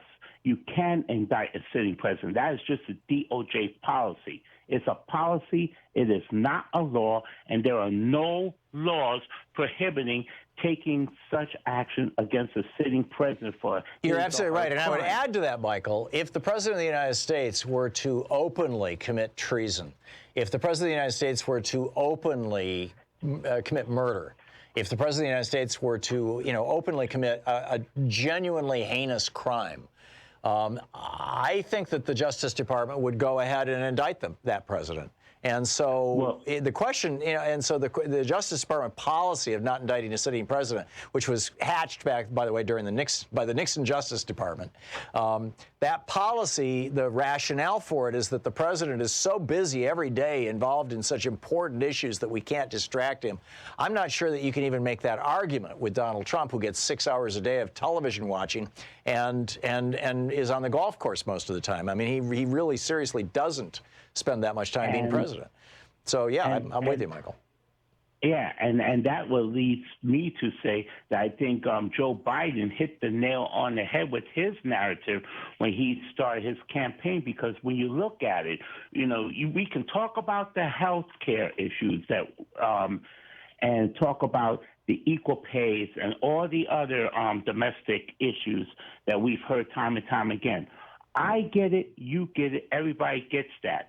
But what's standing in the way is Donald Trump and these GOP cronies who, in my view, are aiding and abetting a criminal. And Trump, as you have seen time and time again, getting so desperate, inciting violence that every time he opens his mouth or goes to his tweets, something terrible happens that costs the innocent lives. We saw it in Charlottesville. Yeah. We're seeing it with our own representatives, Ilhan Omar and AOC, getting death threats. He just got through doing an address at the NRA convention, and Lord knows what he said there. Now, you and I have met, and I'm an African-American law-abiding citizen, but then the thing is that we have to go and facing a bunch of hate and violence each and every day.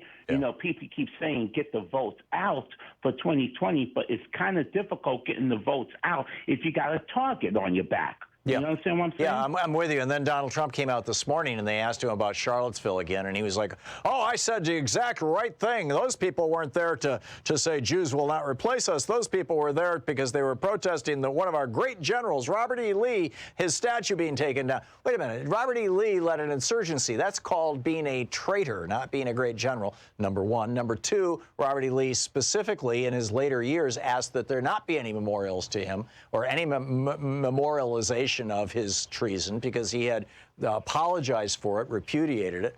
And number three, the people, there's this incredible email chain that has been leaked out of Fox News. Apparently, this is a talking point that Trump got from Fox News. And yep. One of the Fox News hosts said, well, Joe Blow, there's this particular guy, right, that the Fox News host pointed to and said, well, Joe Blow was only there, and I'm sorry, I don't remember his name, but Joe Blow was only there because he was trying to protest the Robert E. Lee statue being taken down. And everybody on Fox was like, yep, that's the case. Yep, he was not a deplorable. He just liked Robert E. Lee. Well, it turns out that particular Joe Blow was filmed marching in the parade, holding the tiki torch, chanting, you will not replace us, Jews will not replace us. So, I mean, Fox News has got this all over themselves. And so does Donald Trump. It's obscene, Michael. And just one more comment before I go, and I want everyone to seriously consider this, is that given that we have somebody in the White House that is totally defiant of the law, of the Constitution, of any and every court order that goes against him, we know that a presidential term has a maximum of 2 terms. And even if he was to go for 2 terms or even get voted out or impeached, he's not going to want to leave. He wants to create some kind of executive orders which he remains in office till the day he croaks. Oh, yeah. You know, George W. Bush said, you know, it'd be a whole lot easier if I was a dictator. I think Donald Trump is thinking the same thing. Michael, thank you for the call. We'll be back. It's coming up on 28 minutes past the hour. It's Anything Goes Friday. You're listening to the Thom Hartmann Program. Call 202-808-9925. And therefore, we'll be right back with your calls on whatever you would like to talk about today and the news of the day right after this. From Robert Mueller, the special prosecutor's report to the Justice Department about the Russian interference in the election and Donald Trump's role in it. This is from the introduction to Volume 1, page 1. The Russian government interfered in the 2016 presidential election in sweeping and systematic fashion.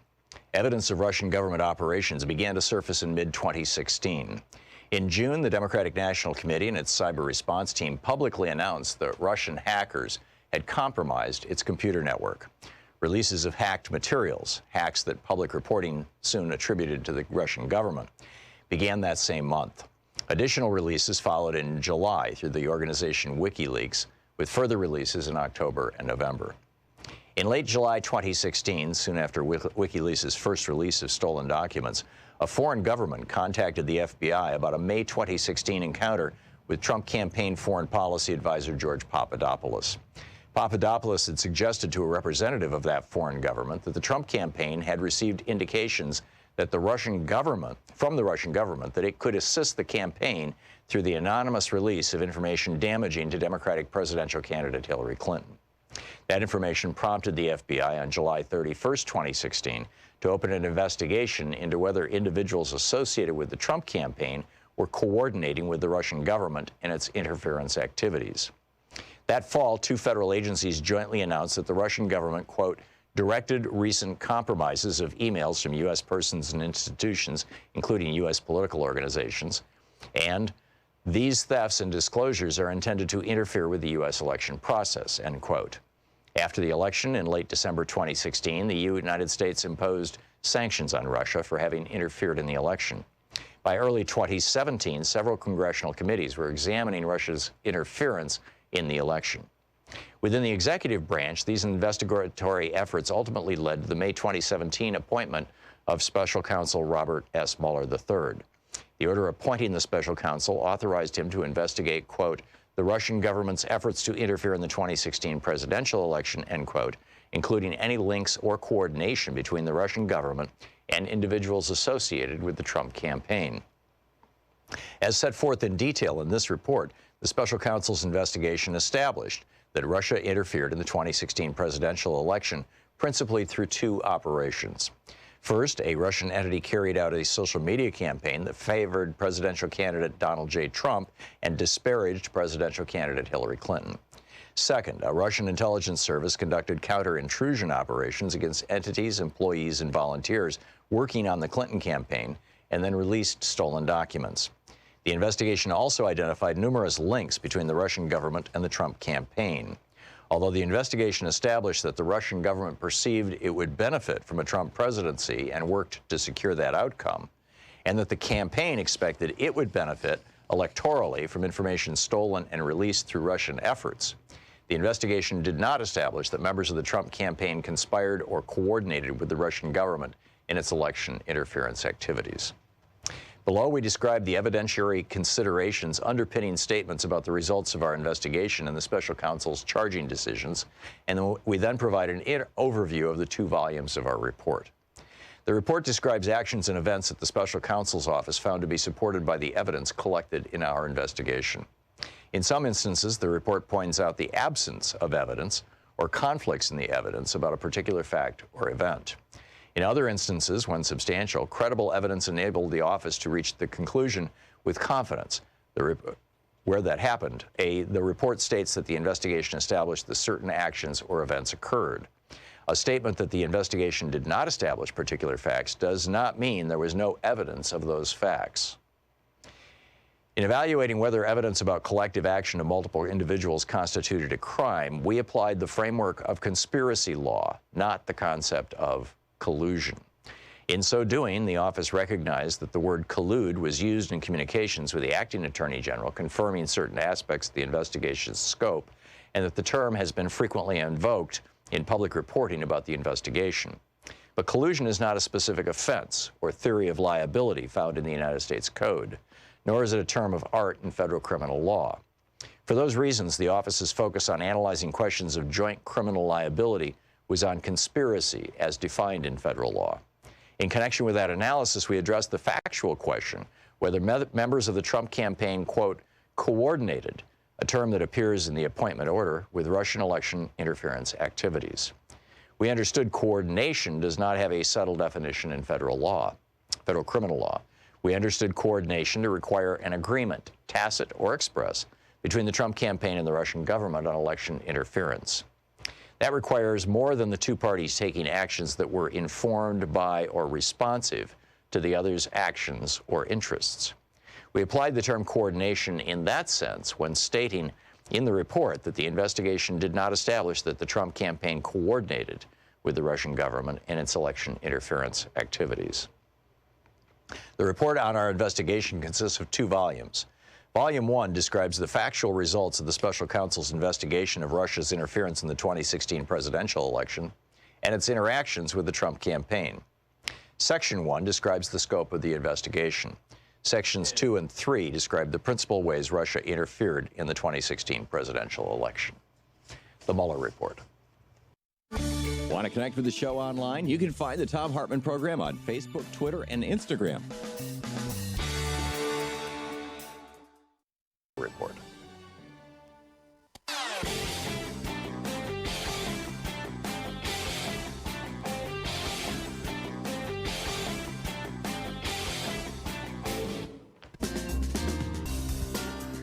Welcome back. Thom Hartmann here with you. It's Anything Goes Friday. Teresa in Pahoa, Hawaii. Am I saying that right, Teresa? You got it. You got it. What's up? That's right.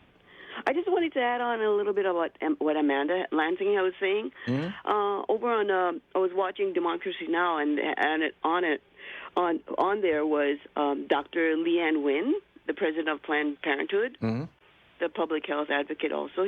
She mentioned about Trump and Pence is against Title I financing women's rights, right. And they put that term gag rule. Mm-hmm. And then so also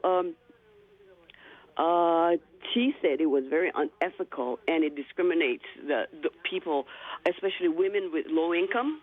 Yes, and just so people know what we're talking about, Teresa, the gag rule, which is in place in the United States, and the Trump administration wants it to go globally with regard to foreign aid, is that if your doctor's office, if your clinic, if you're fill in the blank, or if you're overseas and you're receiving foreign aid from the United States and you're running any kind of clinic, hospital, doctor's offices, if your physicians or people associated with your physicians inform women who are the victims of sexual violence that that abortion is one of the options that is available to them, don't even perform the abortion, anything like that. Just inform them that that's a possibility.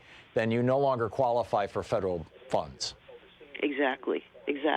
That's what she mentioned also. Right. And she also mentioned about how it's a global gag rule, too. Yes. Because over at the UN, Ilham Cloney, the international lawyer, mm-hmm. she was speaking there, and along with her had the gal who was held by the ISIS. Yes.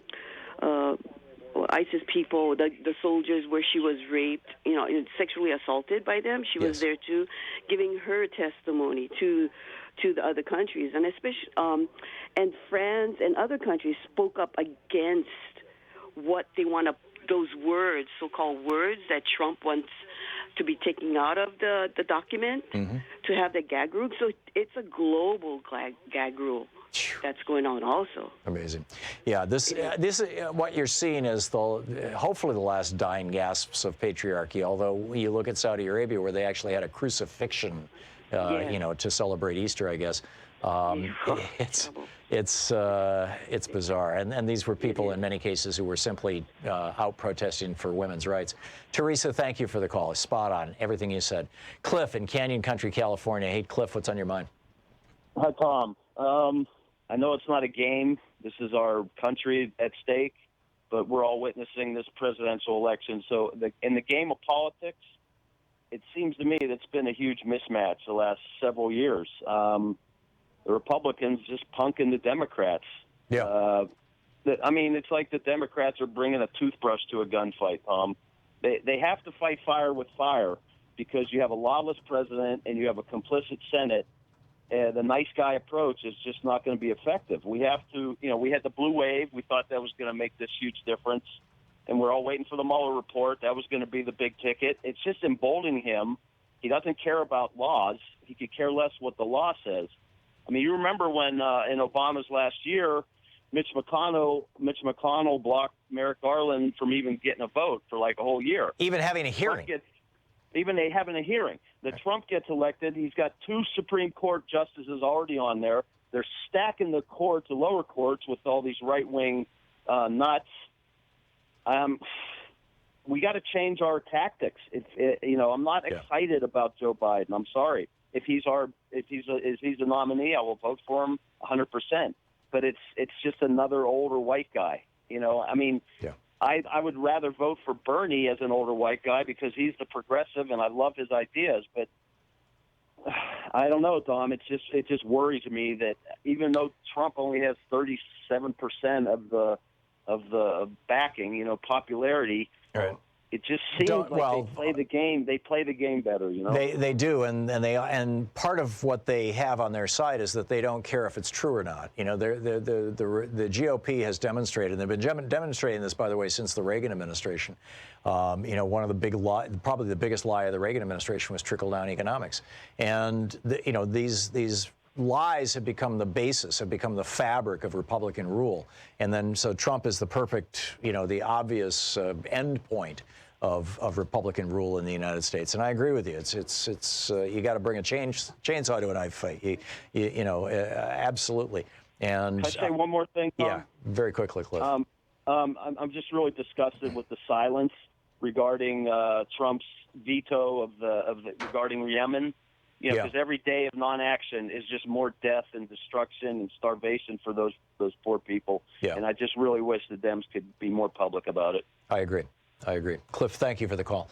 James in Mineola, Texas. Hey, James, what's on your mind today? Hey, Tom.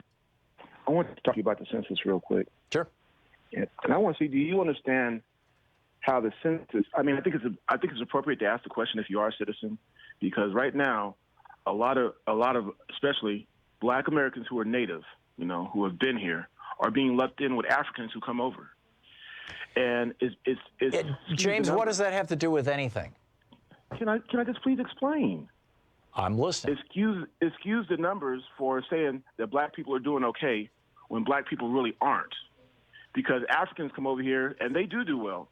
But the natives who have been here, native descendant of slaves who have been here, are not doing well. Yeah. And James, in just my opinion, it seems to me that this whole movement that you keep representing on this program is tearing apart the Black community, and it's not. I don't think I can't. I can't speak to this because I'm not Black. I suppose I can, but it just seems to me like that's a destructive perspective. But I don't want to litigate it. Mike in Oxford, Florida. Hey, Mike, what's on your mind today? I just want to say thanks again for taking my call. First thing I just want to ask or say is a possible solution to this thing that you can't indict a sitting president. Okay, if you accept that, let's make it a statutory law that no matter how long the president's in office, we suspend the statute of limitations, and he or she is still subject to facing criminal prosecution upon leaving office and not taking the full skate. And I also have one more thing, and it relates to the posting that you had this week about the blog, about doing the blog, and you offer great information about the creative side. Could you also do one about the technical side, or where to get information on how to do the technical side of blogging? Because on that, I have no idea. Oh, yeah, no, I haven't. I mean, on the technical side, it's fairly straightforward, and there's lots of websites out there that'll teach you how to do that. All you need is basically a computer, a decent microphone, a pair of headphones, and you're off to the races. And it wasn't about blogging; it was about doing podcasts. And podcast. I'm sorry, podcast. Yeah, pretty straightforward stuff, Mike. So the bottom line, but your point about the Mueller report, I'm not sure I understood it. You're suggesting that basically, don't worry because once Trump leaves office, we can prosecute him. Is that what you're saying? Well, I'm just saying, if we accept, which I think is a bogus thing, that you can't indict a sitting president. Right. But if so many people seem to buy this narrative, I don't buy it. But okay, let's say we do. Let's make it, that the statute of limitations get held in advance, and they still. That was the piece of what you were saying that I missed. Okay, yeah, that would require legislation, and well, I'm saying it's something if we get a better Congress, but yeah, okay, put it on the list. I'm with you, Mike. That's a good one. Chris in Durham, North Carolina. Hey, Chris, what's on your mind? Hey, Tom, how you doing? Good. What's up? Good. Short. I think the quickest way to at least box McConnell in, if not get him out of office, is to expose severely the pledge from Oleg Deripaska, the guy we sanctioned, the aluminum king in Russia, to pledge $200 million to put an aluminum plant in Kentucky. Yeah, except we unsanctioned him. Right. I mean, Congress, Mitch McConnell unsanctioned him, and now he's paying Mitch McConnell back with jobs in Kentucky. Everybody in the country needs to know about that and realize, wait a minute, this is the same guy that we sanctioned because of Trump and his connections, and they're going to give $200 million to McConnell in Kentucky? No, there's something very, very bad here. Yeah, I completely agree with you, Chris, and hopefully McConnell's opponents will use that aggressively against him. Chris, thanks for the call. David in Woodland Hills, California, listening on KPFK. Hey, David, what's up? Thanks. I would like to tell the truth about the deep state that Republicans won't tell you. And that is, yes, there is a liberal deep state, but there's a conservative deep state, too. Who do you think Bill Barr is? Right.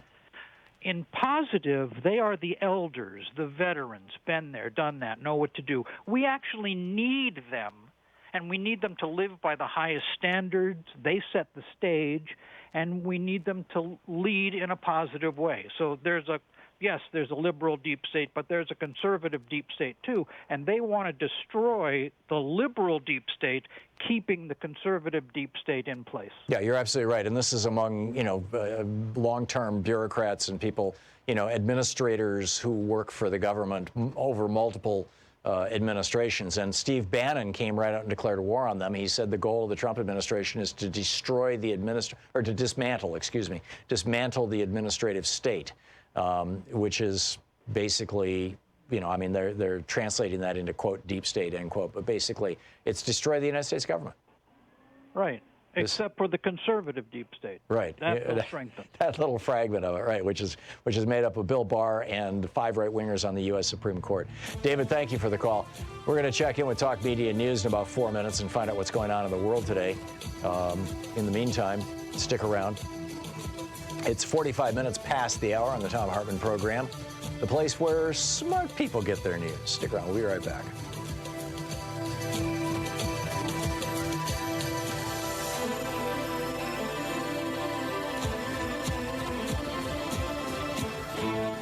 You're listening to Thom Hartmann. Visit ThomHartmann.com for audio and video archives.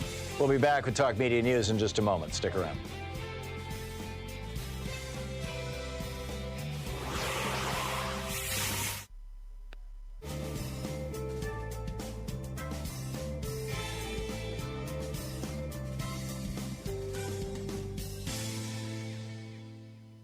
And welcome back. Michael in Denver, Colorado. Hey, Michael, thanks for watching us on Free Speech TV. What's on your mind today? Hello, Tom. Good morning to you. Tom, I just wanted to get more or less a comment or your slant on this lady who was just sentenced, Maria Butina, involved with the NRA and all here. I just had to go back and look at the U.S. Espionage Act and go all the way back to when it started. And I wanted to ask you, does it seem that over the course of time since 1917, 16, 17, that the Espionage Act has been taken to court many, many times because of a lot of issues, in particular with the free press and censorship, et cetera. Right. But and the it seems Rosenbergs. to me, yes, exactly. But it seems to me like, with the exception of World War I and World War II, the Espionage Act has really gone after more after people on the left side of the political spectrum, no matter where they, whether they were here or some other country. Then, in effect, I read something, an article here, and this was several months ago, how back in certainly right after World War II, it seemed like there were right-wing organizations that were here in the country, and the FBI in particular wasn't really looking at them like they were looking at, the free speech movement, the civil rights movement, and all. It was kind of like almost a, lay off, these guys are harmless in some way. Do you get that kind of, you've read a lot and everything, do you get that kind of impression? Oh, it's not just an impression, it's an actual physical reality, Michael. You have, even right now, the Justice Department and the Trump administration, they're actively identifying anti-fascist protesters as the threat and the fascists as not the threat. I mean, when more people have been killed in the United States by white, right-wing, neo-fascist, white supremacists than have been killed by any other group, including Muslims. And it's like, whoa. But this has been festering for a long time. I mean, I'm 72 since the years 50s. Old, and I can remember, Lyndon LaRouche was on the left-hand side, and Lincoln Rockwell was on the right-hand side of the extremists. Yeah, well, Rockwell was the head of the American Nazi Party back in the day, back in the 50s and 60s. Right, exactly, yeah. But, well, I just wanted to get your impression on that, because I know you've been around a lot, and you've read a lot, and you've written a lot, and it just seems to me like we're heading down that road again, only, now it's almost at warp speed. Yeah, no, I think you nailed it, Michael. And this is something that has troubled many of us. I mean, you'll recall, right after President Obama became president, the Bush administration had commissioned the FBI to put together an investigation into the threat of Muslim terrorism and the threat of right-wing terrorism. And they published two reports, one on each, and they published them about 6 months apart. And the one on Muslim terrorism came out while George Bush was still president. The one on right-wing extremism came out about 2 weeks into Obama's presidency. And even though it was commissioned by George W. Bush, it didn't just get buried. They withdrew it. They nuked it. I mean, they threw that thing away. And in response to all the right-wing outrage that came out of right-wing hate radio and Fox so-called news, we have active fascists in this country. They're enthusiastic, and many of them call themselves maggots or followers of the Republican Party. Michael, thank you for the call.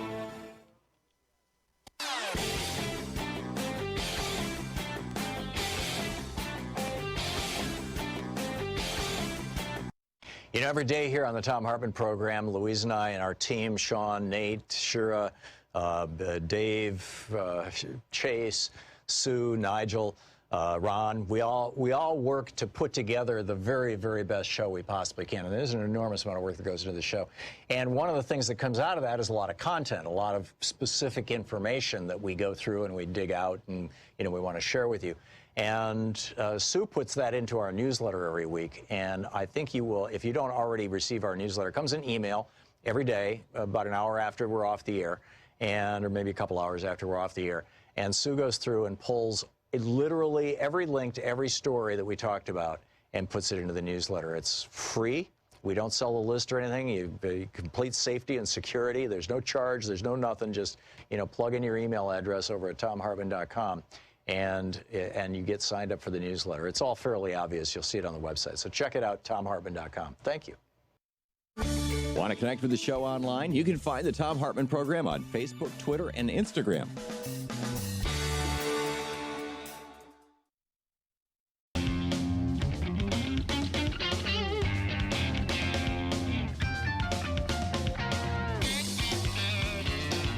Let's check in with Talk Media News and find out what's up in the world today.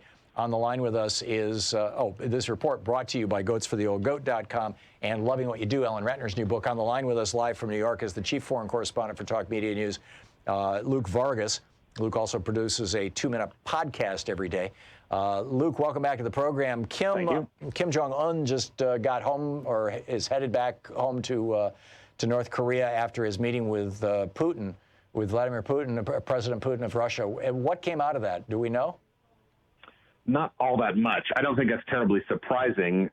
Russia doesn't have a ton of leverage over North Korea, and they're a little bit boxed in as much as they probably would like to ultimately undermine America's maximum pressure campaign. China still seems to be pretty firmly behind that sanctions effort, at least at the UN level. It's a little bit different what you do in practice in the fishermen's docks and things like that along the North Korean coast. But in terms of political messaging, China wants to keep up the sanctions pressure, and Russia will be hard-pressed to find it worth their while to really challenge that. But what I do think you saw was quite a lot of sort of commiseration between these two men about the damaging effect of U.S. sanctions. I mean, and I sort of think it's worth remembering that, Putin is probably going to be on the landscape for quite a long time.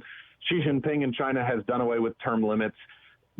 Kim doesn't need to play a game on anywhere near the timeline that President Trump needs to.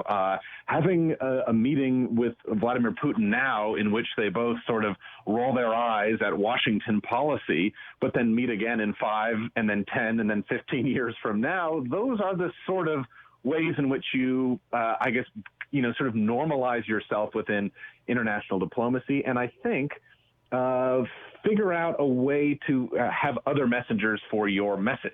We've already seen that Kim Jong-un has used his relationship with the South Korean president, their close relations, to put pressure on the U.S. You've seen Xi Jinping has been leaned on to do this. And now I think, Kim will be boosted in the long run by having sort of recruited Vladimir Putin as well to relay the message, as he did today, that, look, the North Korea is going to need some international security guarantees in order to do anything else on the denuclearization front. It's a pretty strong way of saying the U.S. isn't the only show in town when it comes to nuclear diplomacy. And finally, I think we have to talk about sort of what we might expect from Russia in terms of economic cooperation in the next few years. We know that at the end of the year, about 10,000 North Korean laborers who are working primarily in the logging industry in Siberia are going to be kicked back home, or that's what's supposed to happen in accordance with the U.S. Sanctions that we put in at the UN over the last few years. So Russia is expected to try and figure out a way to do this in a way that's not too disruptive to North Korea. And Russia's also been supplying a lot of humanitarian aid to North Korea for the ongoing food shortage there. So we didn't get any announcements about sort of how Russian policy might shift there, but I would not be surprised if several weeks or months from now we hear, North Korea and Russia figured out a way to sort of lessen the pain of international sanctions and having to kick out these workers who are a huge source of hard cash for a cash-starved country. So makes perfect sense. Again, not much news, but I think it's important. It's an important relationship to build. Yeah, makes perfect sense. So a pair of Saudi girls are alleging that Apple is helping the Saudi kingdom's repression against women. What's the story? Yes. Yeah, so the 25 and 23-year-old women have fled Saudi Arabia for Tbilisi, Georgia, via Turkey several weeks ago. We've seen sort of a pattern of increasing instances of girls and women from Saudi Arabia trying to flee their parents and, seeking asylum protections in places like Canada and elsewhere. This is the latest instance of this, and the girls were able to escape what they said is sort of their repressive parents by stealing their father's iPhone and using a app which is made by the Ministry of the Interior in Saudi Arabia called Absher, and it allows male guardians to grant permissions for their wives or daughters or other female relatives to do X, Y, and Z. And in this case, they hacked took the dad's phone and gave themselves the check mark, which allowed them to leave the country. And it's an app that is for sale on the Google Play Store and the Apple App Store. despite the fact that the UN Human Rights Agency has complained about this, and Tim Cook said, the head of Apple, or Tim Apple, as president would say, heard about this app in February. It is still available for download, and I think it prompts a good question, one that people have started to raise here.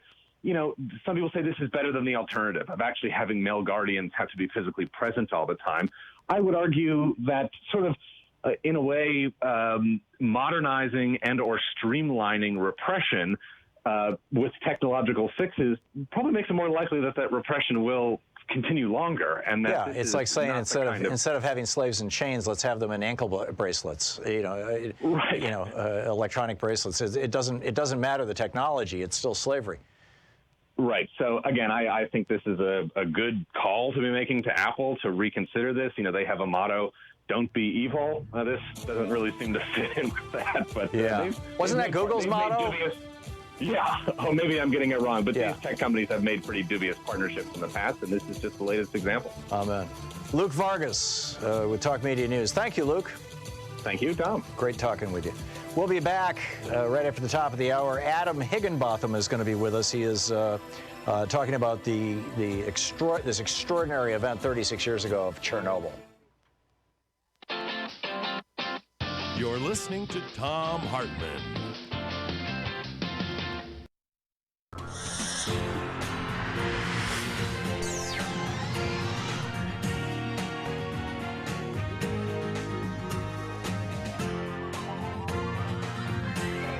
We say fight back!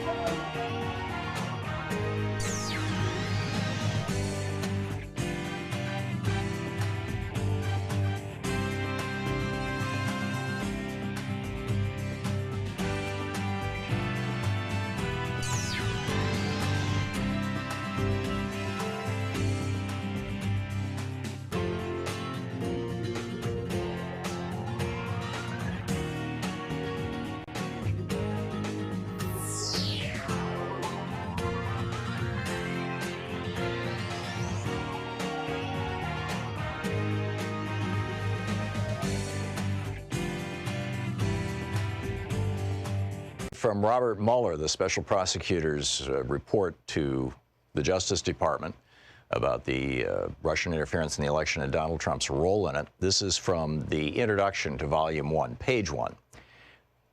The Russian government interfered in the 2016 presidential election in sweeping and systematic fashion. Evidence of Russian government operations began to surface in mid-2016. In June, the Democratic National Committee and its cyber response team publicly announced that Russian hackers had compromised its computer network. Releases of hacked materials, hacks that public reporting soon attributed to the Russian government, began that same month. Additional releases followed in July through the organization WikiLeaks, with further releases in October and November. In late July 2016, soon after WikiLeaks' first release of stolen documents, a foreign government contacted the FBI about a May 2016 encounter with Trump campaign foreign policy advisor George Papadopoulos. Papadopoulos had suggested to a representative of that foreign government that the Trump campaign had received indications that from the Russian government, that it could assist the campaign through the anonymous release of information damaging to Democratic presidential candidate Hillary Clinton. That information prompted the FBI on July 31st, 2016, to open an investigation into whether individuals associated with the Trump campaign were coordinating with the Russian government in its interference activities. That fall, two federal agencies jointly announced that the Russian government, quote, directed recent compromises of emails from U.S. persons and institutions, including U.S. political organizations, and these thefts and disclosures are intended to interfere with the U.S. election process, end quote. After the election in late December 2016, the United States imposed sanctions on Russia for having interfered in the election. By early 2017, several congressional committees were examining Russia's interference in the election. Within the executive branch, these investigatory efforts ultimately led to the May 2017 appointment of Special Counsel Robert S. Mueller III. The order appointing the special counsel authorized him to investigate, quote, the Russian government's efforts to interfere in the 2016 presidential election, end quote, including any links or coordination between the Russian government and individuals associated with the Trump campaign. As set forth in detail in this report, the special counsel's investigation established that Russia interfered in the 2016 presidential election, principally through two operations. First, a Russian entity carried out a social media campaign that favored presidential candidate Donald J. Trump and disparaged presidential candidate Hillary Clinton. Second, a Russian intelligence service conducted counter-intrusion operations against entities, employees, and volunteers working on the Clinton campaign and then released stolen documents. The investigation also identified numerous links between the Russian government and the Trump campaign. Although the investigation established that the Russian government perceived it would benefit from a Trump presidency and worked to secure that outcome, and that the campaign expected it would benefit electorally from information stolen and released through Russian efforts, the investigation did not establish that members of the Trump campaign conspired or coordinated with the Russian government in its election interference activities. Below, we describe the evidentiary considerations underpinning statements about the results of our investigation and the special counsel's charging decisions, and we then provide an overview of the 2 volumes of our report. The report describes actions and events that the special counsel's office found to be supported by the evidence collected in our investigation. In some instances, the report points out the absence of evidence or conflicts in the evidence about a particular fact or event. In other instances, when substantial, credible evidence enabled the office to reach the conclusion with confidence. Where that happened, the report states that the investigation established that certain actions or events occurred. A statement that the investigation did not establish particular facts does not mean there was no evidence of those facts. In evaluating whether evidence about collective action of multiple individuals constituted a crime, we applied the framework of conspiracy law, not the concept of collusion. In so doing, the office recognized that the word collude was used in communications with the acting attorney general, confirming certain aspects of the investigation's scope, and that the term has been frequently invoked in public reporting about the investigation. But collusion is not a specific offense or theory of liability found in the United States Code, nor is it a term of art in federal criminal law. For those reasons, the office's focus on analyzing questions of joint criminal liability was on conspiracy as defined in federal law. In connection with that analysis, we addressed the factual question whether members of the Trump campaign, quote, coordinated, a term that appears in the appointment order, with Russian election interference activities. We understood coordination does not have a settled definition in federal law, federal criminal law. We understood coordination to require an agreement, tacit or express, between the Trump campaign and the Russian government on election interference. That requires more than the 2 parties taking actions that were informed by or responsive to the other's actions or interests. We applied the term coordination in that sense when stating in the report that the investigation did not establish that the Trump campaign coordinated with the Russian government in its election interference activities. The report on our investigation consists of 2 volumes. Volume 1 describes the factual results of the special counsel's investigation of Russia's interference in the 2016 presidential election and its interactions with the Trump campaign. Section 1 describes the scope of the investigation. Sections 2 and 3 describe the principal ways Russia interfered in the 2016 presidential election. The Mueller report. You know, we put together the coolest little newsletter every single day, or every single weekday, every day that we do our show. And Sue Nethercutt is the editor of it, and she does such a brilliant job with this thing. It's absolutely free, by the way. It's, you know, all you have to do is go over to thomhartmann.com and just sign up for it. Sign up for the free newsletter. And we don't sell the list or share it or any of that kind of stuff. So, you know, it's just coming to you, and that's it. And every day, as we're doing the show, Sue is listening to the show, and she is finding the websites for all the articles and all the stories and all the topics, broadly speaking, that I'm talking about on radio and on TV. And then she puts the links in there. We call it Sue's Daily Stack, and it's literally a link to every article that I've referenced and every broad topic that I've talked about. I think you'll find it really a valuable asset, particularly to help you win the water cooler wars. So be sure to check it out. It's over at thomhartmann.com. It's free. It's our newsletter. Thanks a lot. Want to connect with the show online? You can find the Thom Hartmann Program on Facebook, Twitter, and Instagram.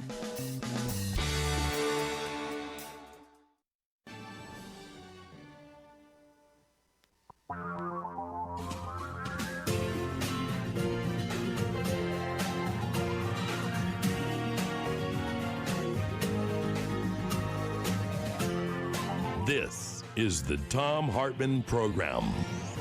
Go back to the third hour of our program. It's Anything Goes Friday. We'll be picking up your calls in a few minutes. But first, Adam Higginbotham is with us. He has a new book out, Midnight in Chernobyl, the untold story of the world's greatest nuclear disaster. He's a journalist, contributor to Wired, GQ, New Yorker, New York Times Magazine, Smithsonian, etc. His Twitter handle is Higginbotham A. And Adam Higginbotham, INBOTHAM.com is the website. Adam, welcome to the program. Thank you for having me. I love your book. I was telling the story 2 hours ago when I was teasing that you were going to be on the show here in the third hour, that I flew into Frankfurt, Germany the week after Chernobyl melted down, and in a rainstorm, and came out of the train station in downtown Frankfurt, and it got soaked, by the way. But there were no cars on the streets, there were no pedestrians. It was like the entire city was evacuated. I'd never seen Frankfurt like that in my life. And when I walked 2 blocks to a hotel, when I got to the hotel, the clerk was just all flipped out that I had walked and gotten wet, because he said it was Chernobyl rain that was falling on us. And he took my coat and said he was going to have it cleaned for me. And he said, go up to your room right now and take a shower and, throw away your clothes. And it was weird. But I think that was like May 2nd or 3rd or something like that. Whatever the day was, it was, I remember it quite vividly. And then we moved to Germany about 4 months later. But you wrote this brilliant book, Midnight in Chernobyl. I love the book. Just give us a recap of what happened 33 years ago today. Well, I mean, the simple version is that the staff of the fourth reactor of 4 at the Chernobyl plant were conducting a safety test that should have been completed before the reactor was brought online in the first place, almost 3 years earlier. And during the course of the safety test, they inadvertently brought the reactor into an unstable condition.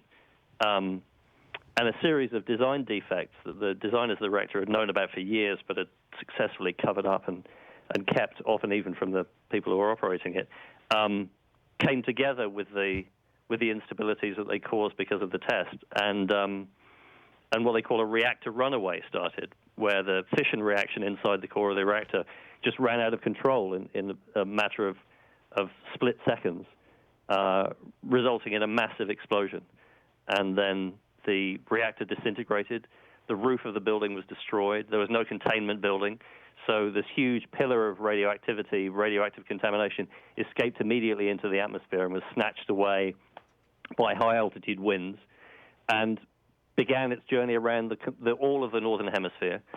The reactor caught fire, and radioactive contamination began pouring out of the reactor and wouldn't stop for months. Contaminating not only the area immediately around, but much of Western Europe. One of the things that baffled me, and maybe I just, most nuclear reactors that I know of are built on rivers or bodies of water so that they can use them for cooling. Was that not the case at Chernobyl? It was. It was built right beside the River Pripyat. Oh, it was. Okay. In that case, I've been operating on. For years, I've been trying to figure. Okay, I was wrong. So what have we learned from this, and have we applied any of these lessons to nuclear power over the years? Well, I mean, part of the problem with attempting to draw lessons from it is really that the chief lesson would be don't build nuclear reactors like they did in the Soviet Union. Right. But in the West, we've never built nuclear reactors like they did in the Soviet Union. This was a model that existed only in the USSR and was built along principles that were originally developed to manufacture plutonium.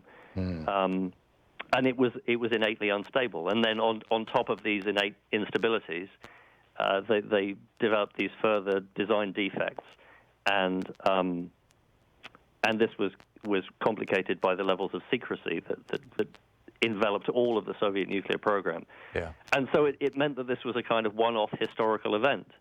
So I think that it's hard to draw incredibly direct lessons from this particular reactor accident, but I think that the broader lessons are those of the hubris and overconfidence in technology that characterized this accident. They were convinced the operators of the power station and the managers of the plant and the leaders of the Soviet nuclear industry had successfully convinced everybody involved that this was as an extremely safe piece of equipment to operate.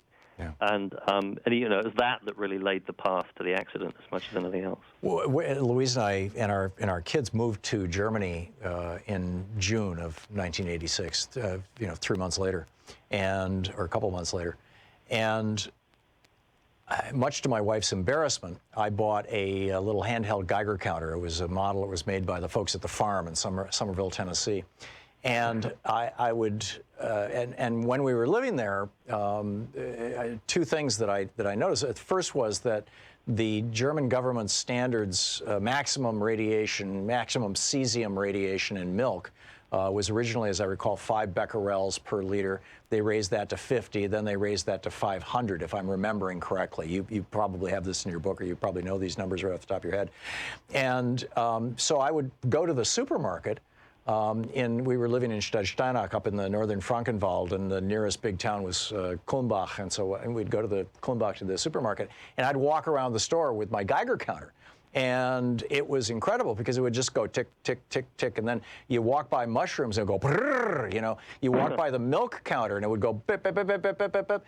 And every now and then you get some weird thing. I mean, one that particularly weirded me out was apricots. Apricots were radioactive. And, and this was by Christmas time. I mean, this was like 6, 8 months later. And it turned out that the apricots had come from Turkey, I guess it was, or some place in the Middle East that must have gotten some kind of dump of radiation. I saw all this in real time, and I wasn't the only person running around with a Geiger counter in Europe at the time. And we also walking through the forests, just very rarely, but every now and then you'd find a hot spot, and it would be some little particle of something that was just, producing enough radiation that my Geiger counter would start making noise in my pocket. How lasting has that impact been? What effect has it had on people from the Chernobyl blast zone all the way out as far as the rest of Europe and Russia, and where are we at now 33 years later? Well, if you want to talk about food, I mean, if you go hunting wild boar in the forests of southern Germany now, and you manage to bag something, then you won't be allowed to eat it because the boar is still too radioactive for human consumption. Wow. So, I mean, there are certainly, the radioactivity remains in the food chain, not merely within the exclusion zone, which is 30 kilometers out roughly from the power plant itself. Right. But, all over areas of Europe that were hit by fallout in the wake of the accident. I mean, it remains in the ecosystem to this day. And as for the wider health effects, and part of the problem with describing those is that the Soviet government did all they could to obfuscate the situation from the outset. They either falsified medical records or didn't take readings in the first place. And so the beginnings of the chain of data that we might otherwise have, were either never picked up or were lost originally. And because of the complications of epidemiology and radiobiology, it's extremely difficult at this point to tell how many people were really directly affected by it. And so all we have are these estimates that have been produced by, numerous scientific studies over the years, which range from the UN estimates that were produced in 2008 and then subsequently of around 5,000 extra deaths from cancer directly attributable to that radioactivity that was released in 86, out of a population of an affected area of 5 million. On one hand, and then on the other hand, you have organizations like Greenpeace who will place the numbers of deaths up in the hundreds of thousands. Wow, hundreds of thousands. This really should speak to all of us. The other thing that I learned from having lived there right after Chernobyl melted down, and I was working with an international relief organization that was headquartered there, and so I get back there pretty much every year and have in all these years since then. I didn't get back last year, but watching, and I speak German, and so, watching the German public opinion turn against nuclear power, which led to the 100,000 rooftop, solar program and this massive solarization of Germany now. And I believe over the next few years, they're going to be shutting down the last of the nuclear reactors in Germany. It's happening all over Europe, this antipathy toward nuclear power. We haven't had that kind of a thing here in the United States outside of 3 Mile Island that was probably amplified by the fact that it came out the same, that happened right after the movie China Syndrome came out. But we've got 30 plus of the Mark V reactors, the GE boiling water reactors that are identical to the Fukushima reactor here operating in the United States. We've got others that are kind of sketchy. We've got a lot of them now that we're redrawing our flood zones from 500-year floods are becoming 50-year floods or maybe even 10-year floods, things like that, where they might be able to take out nuclear power. Do you see a difference in the rethinking of nuclear power in the United States versus Europe as a consequence of Chernobyl, or other parts of the world? We have about a minute left here, Adam. I think that that the anti-nuclear movement had already set in after 3 Mile Island, and Chernobyl just kind of added an extra impetus to it. Mm-hmm.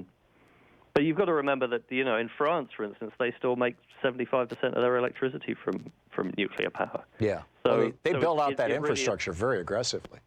Yeah, I think it's country by country. Yeah. And obviously, there were nuclear plants that were scheduled to be built after Chernobyl that were cancelled. So I mean, it did happen here. Right. It just hasn't happened as drastically as it did in, say, Germany, I think. Where is France going with their nuclear program? That's an excellent question. I do not know the answer to. I don't think they're going to change anything. I think it's worked for them. They haven't had any accidents of this scale. Mm. It's a successful clean energy source for them, relatively speaking. Yeah. I mean, the thing is that they export this stuff to Germany. Yeah. Yeah, and they were being pretty careless with their waste, as I recall, but that's a whole other thing. Anyhow, Adam Higginbotham, the book is Midnight in Chernobyl: The Untold Story of the World's Greatest Nuclear Disaster. It reads like a murder mystery kind of thing. It's just an extraordinary book. Adam, thanks so much for writing it. Thanks for dropping by today. Thank you. Great talking with you. We'll be back with Anything Goes Friday here on the Thom Hartmann Program, taking your calls. Along with a few updates on the news of the day right after this. Stick around, it's 18 minutes past the hour. This is the Thom Hartmann Program. Back with Anything Goes Friday right after this.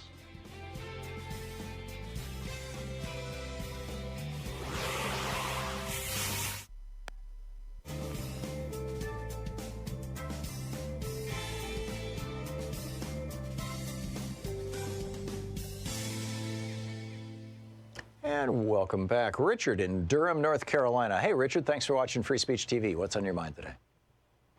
Yes, Tom. Question I want to ask you is about the Mueller report in regards to its African-American perspective.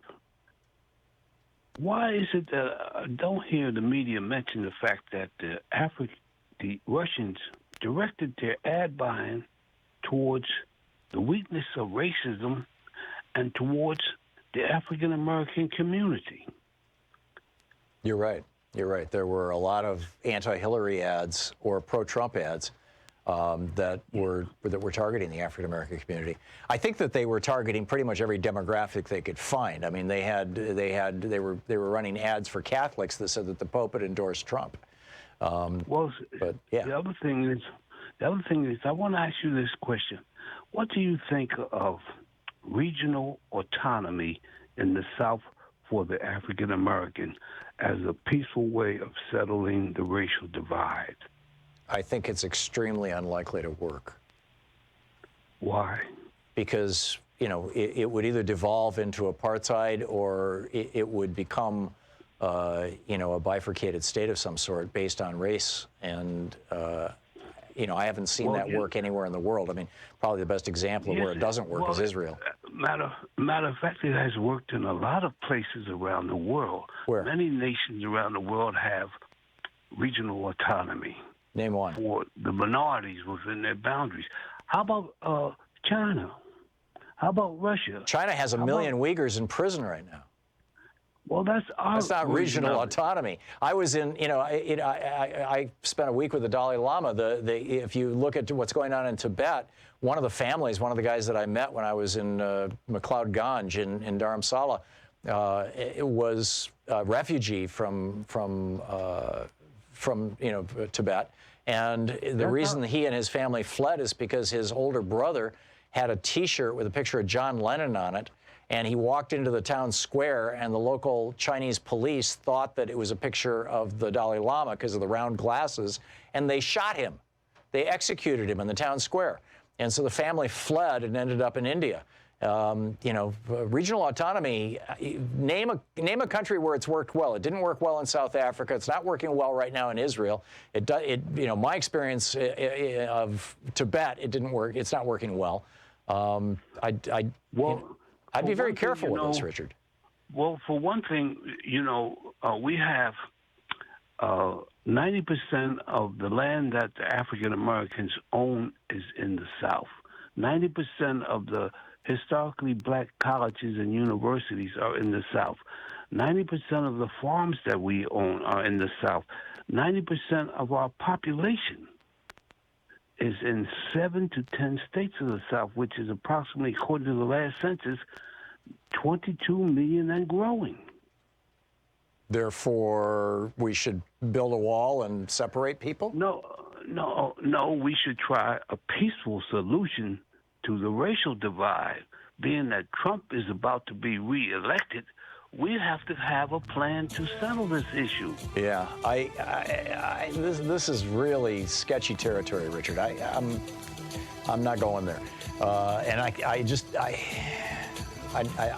can't see how it would work. And even in places like the former Yugoslavia, where you had regional autonomy, once the central government fell, people turned on each other.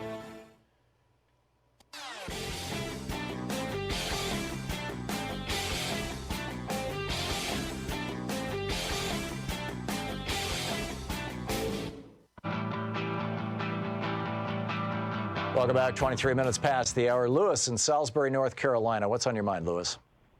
Hey, Tom, man. Another 411 today from you, man. I really appreciate it. But look, I got something that I want to talk about real quick, and I'm going to try to be fast as possible.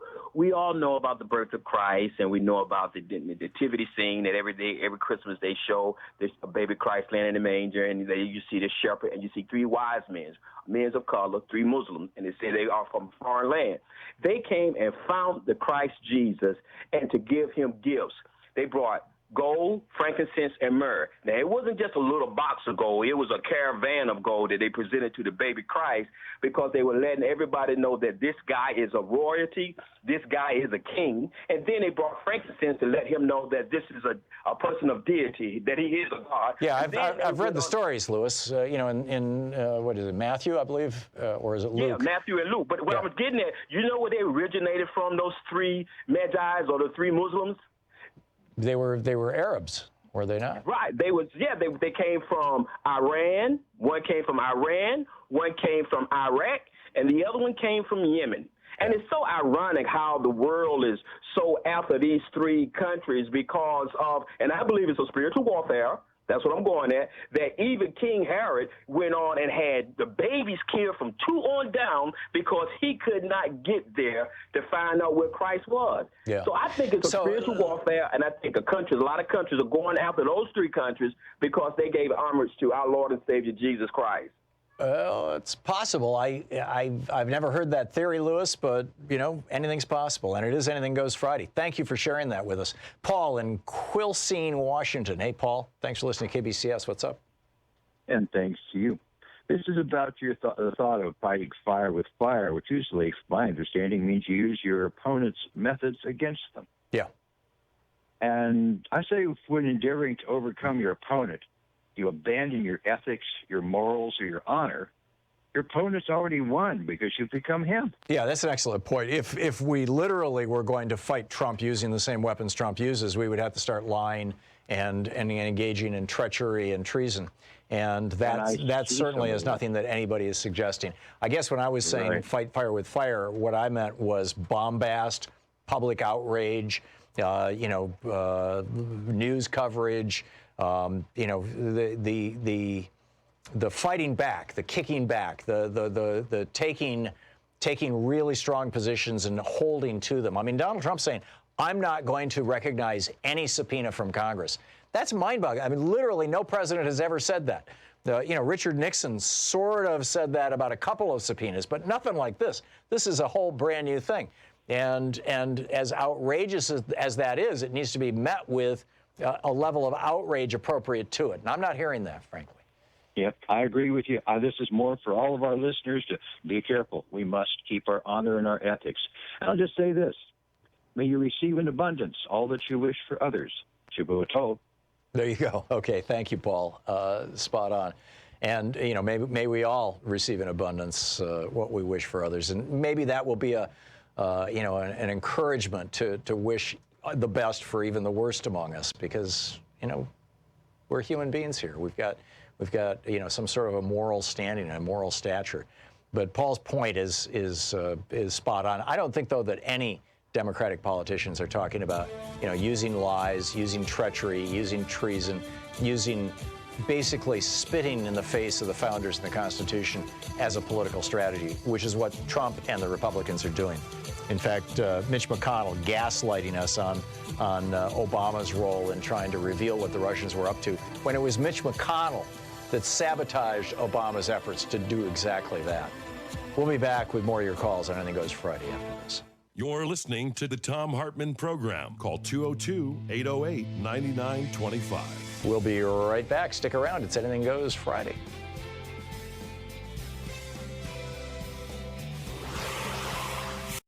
From Robert Mueller, the special prosecutor's report to the Justice Department about the Russian interference in the election and Donald Trump's role in it. This is from the introduction to Volume 1, page 1.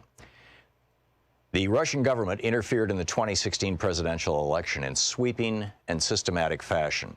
Evidence of Russian government operations began to surface in mid-2016. In June, the Democratic National Committee and its cyber response team publicly announced that Russian hackers had compromised its computer network. Releases of hacked materials, hacks that public reporting soon attributed to the Russian government, began that same month. Additional releases followed in July through the organization WikiLeaks, with further releases in October and November. In late July 2016, soon after WikiLeaks' first release of stolen documents, a foreign government contacted the FBI about a May 2016 encounter with Trump campaign foreign policy advisor George Papadopoulos. Papadopoulos had suggested to a representative of that foreign government that the Trump campaign had received indications that from the Russian government, that it could assist the campaign through the anonymous release of information damaging to Democratic presidential candidate Hillary Clinton. That information prompted the FBI on July 31st, 2016, to open an investigation into whether individuals associated with the Trump campaign were coordinating with the Russian government in its interference activities. That fall, two federal agencies jointly announced that the Russian government, quote, directed recent compromises of emails from U.S. persons and institutions, including U.S. political organizations, and these thefts and disclosures are intended to interfere with the U.S. election process, end quote. After the election in late December 2016, the United States imposed sanctions on Russia for having interfered in the election. By early 2017, several congressional committees were examining Russia's interference in the election. Within the executive branch, these investigatory efforts ultimately led to the May 2017 appointment of Special Counsel Robert S. Mueller III. The order appointing the special counsel authorized him to investigate, quote, the Russian government's efforts to interfere in the 2016 presidential election, end quote, including any links or coordination between the Russian government and individuals associated with the Trump campaign. As set forth in detail in this report, the special counsel's investigation established that Russia interfered in the 2016 presidential election principally through two operations. First, a Russian entity carried out a social media campaign that favored presidential candidate Donald J. Trump and disparaged presidential candidate Hillary Clinton. Second, a Russian intelligence service conducted counter-intrusion operations against entities, employees, and volunteers working on the Clinton campaign and then released stolen documents. The investigation also identified numerous links between the Russian government and the Trump campaign. Although the investigation established that the Russian government perceived it would benefit from a Trump presidency and worked to secure that outcome, and that the campaign expected it would benefit electorally from information stolen and released through Russian efforts, the investigation did not establish that members of the Trump campaign conspired or coordinated with the Russian government in its election interference activities. Below, we describe the evidentiary considerations underpinning statements about the results of our investigation and the special counsel's charging decisions, and we then provide an overview of the 2 volumes of our report. The report describes actions and events that the special counsel's office found to be supported by the evidence collected in our investigation. In some instances, the report points out the absence of evidence or conflicts in the evidence about a particular fact or event. In other instances, when substantial, credible evidence enabled the office to reach the conclusion with confidence. Where that happened, the report states that the investigation established that certain actions or events occurred. A statement that the investigation did not establish particular facts does not mean there was no evidence of those facts. In evaluating whether evidence about collective action of multiple individuals constituted a crime, we applied the framework of conspiracy law, not the concept of collusion. In so doing, the office recognized that the word collude was used in communications with the acting attorney general, confirming certain aspects of the investigation's scope, and that the term has been frequently invoked in public reporting about the investigation. But collusion is not a specific offense or theory of liability found in the United States Code, nor is it a term of art in federal criminal law. For those reasons, the office's focus on analyzing questions of joint criminal liability was on conspiracy as defined in federal law. In connection with that analysis, we addressed the factual question whether members of the Trump campaign, quote, coordinated, a term that appears in the appointment order, with Russian election interference activities. We understood coordination does not have a settled definition in federal criminal law. We understood coordination to require an agreement, tacit or express, between the Trump campaign and the Russian government on election interference. That requires more than the 2 parties taking actions that were informed by or responsive to the other's actions or interests. We applied the term coordination in that sense when stating in the report that the investigation did not establish that the Trump campaign coordinated with the Russian government in its election interference activities. The report on our investigation consists of 2 volumes. Volume 1 describes the factual results of the special counsel's investigation of Russia's interference in the 2016 presidential election and its interactions with the Trump campaign. Section 1 describes the scope of the investigation. Sections 2 and 3 describe the principal ways Russia interfered in the 2016 presidential election. The Mueller Report. Want to connect with the show online? You can find the Thom Hartmann Program on Facebook, Twitter, and Instagram.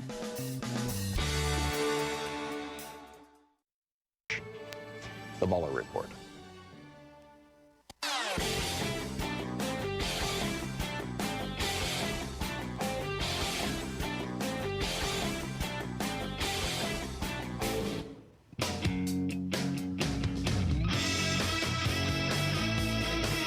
Welcome back. 34 minutes past the hour. Anything Goes Friday. Larry in Arp, Texas. Hey, Larry, it says you want to disagree with me. What's up?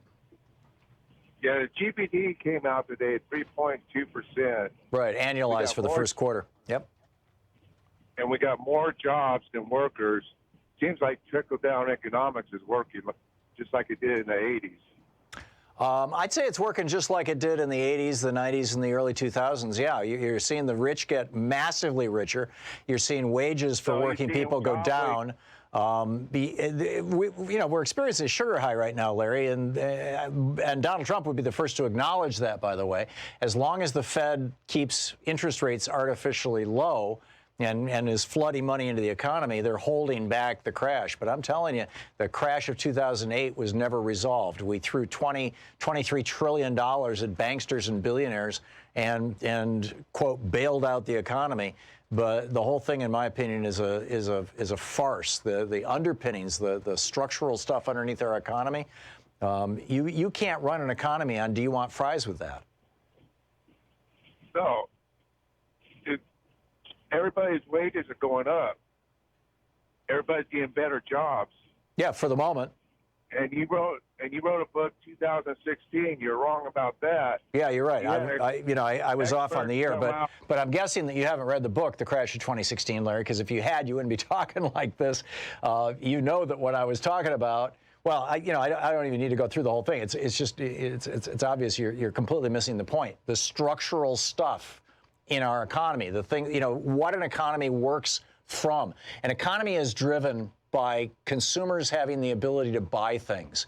And what has happened over the last 40 years as a result of trickle-down economics is that consumers have had to turn to debt. We have more consumer debt now than ever in the history of the United States.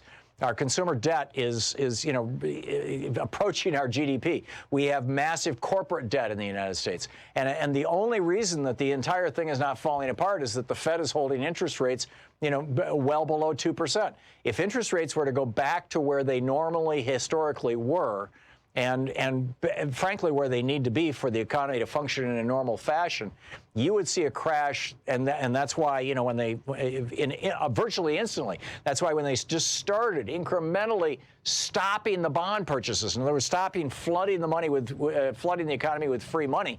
When they slowed that down and stopped it, the economy went negative. Last 3 months of last year were negative for the economy and for the stock market and everything else. And so, it's like you're looking at one data point out of a whole large bunch of them, and trying to infer that somehow, trickle-down economics beats Keynesian economics. When all the evidence is that that's nonsense, Larry. It may beat the Keynesian economics for really rich people. That Koch brothers are really, really happy. Warren Buffett is doing better than he ever has in his life. But the average working person in the United States, they might see a 2 or 3%, increase in their wages this year, or maybe a 1% increase in their wages. But they're still, the household income right now is where it was in 1980. Individual wages are about 60% of where they were in 1980. We've seen a steady decline in wages since the rise of Reaganomics. And it's only the fact that two people are working in a household now, when in 1980 it was typically one person working, that households have been able to stay online. So, Larry, I'm not buying whatever you're selling. Barbara in Fort Benning, Georgia. Hey, Barbara, what's on your mind? Hi, Tom. I was calling because I'm really dismayed with the Democrats, because I don't understand their complacency. I mean, don't they realize an election for their positions are coming around as well? And they're just laid back saying, let the people vote Trump out, when there's no guarantees the Democrats going to take control of the White House, which I pray, to even say that he'll be voted out. They're hanging their hat on something too small when they have all power and authority to act immediately. Well, they have. For the record, I'm sorry. Finish your thought. Oh, for the record, your last guest, everybody's wages are not going up, and everybody is not getting these great jobs that's supposed to be, quote unquote, out there for everybody. We're fortunately to be scratching to hang on to middle class status because we're retired military and still work on military installations. But for the most part, I see a lot of people struggling on a daily basis. Yeah, I think it's between 35 and 40% of the entire workforce in the United States now no longer actually has a job. They are considered independent contractors, whether it's FedEx employees or whether it's, it just goes on and on. But to the Democratic Party being passive, Barbara, I share your concern on the macro level. That said, though, there's not one monolithic thing called the Democratic Party or the Democrats. And you've got some Democrats who are calling for really aggressive action. I mean, time to take names and kick ass here with regard to the Trump administration. And then you've got some other Democrats who are like, well, maybe we should, But I think that what's happening is, and we talked about this some yesterday, but there's 2 points here. One is that if the Democrats don't dot all the I's and cross all the T's, if they don't do absolutely everything, if they don't exhaust all their options, yes, please come and testify. No, okay, you say no to the pleas, so here's a subpoena, now come and testify. You say no to the subpoena, so now we go to the court and we ask the court to enforce the subpoena, and the court refuses to enforce it, or you refuse to follow what the court says. Now we can use this as a political weapon, number one. So I think that, Jerry Nadler and Adam Schiff and the guys who are running the most consequential committees, and I constantly forget this guy's name, the guy who's running Ways and Means, who can get Trump's tax returns. They, I think, are all in that process. I think they're in the, exhaust all options process, so that then, if it ends up before the Supreme Court, which it inevitably will, if it becomes a real clash of will between the White House and Congress, it goes right straight to the Supreme Court. That, in Article 3 of the Constitution, that's one of the things the Supreme Court has established for us, is to adjudicate disputes between the other two branches of government. So when it goes to the Supreme Court, the court will not be able to say, hey, you didn't do step number 3 or step number 6. And so they throw it back to them and say, you've got to do that. In other words, this is what Trump is hoping for, is to run out the clock by running it through a judicial process, number one. And number two, if it takes them 6 months to do this, and to get to the point where it's obvious that there's nothing else that they can do except impeach Trump, then the impeachment hearings begin early next year.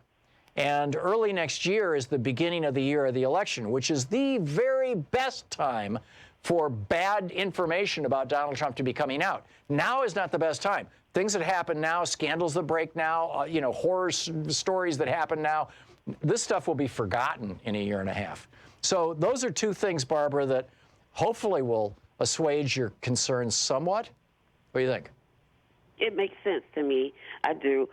Also, I encourage the Dems to call their representatives, even if it's a Republican representative. I've been calling every week for the past 3 weeks on this little app called 5 Calls or something. 3 calls, I don't know what it is. Yeah. But I've been using it, calling them, and stating my concern about different things and letting them know, regardless if we're in opposite parties, I'm one of your constituents, and you need to pay attention because I have family and I have friends. That's great. That is great. And the number for Congress is 202-225-3121.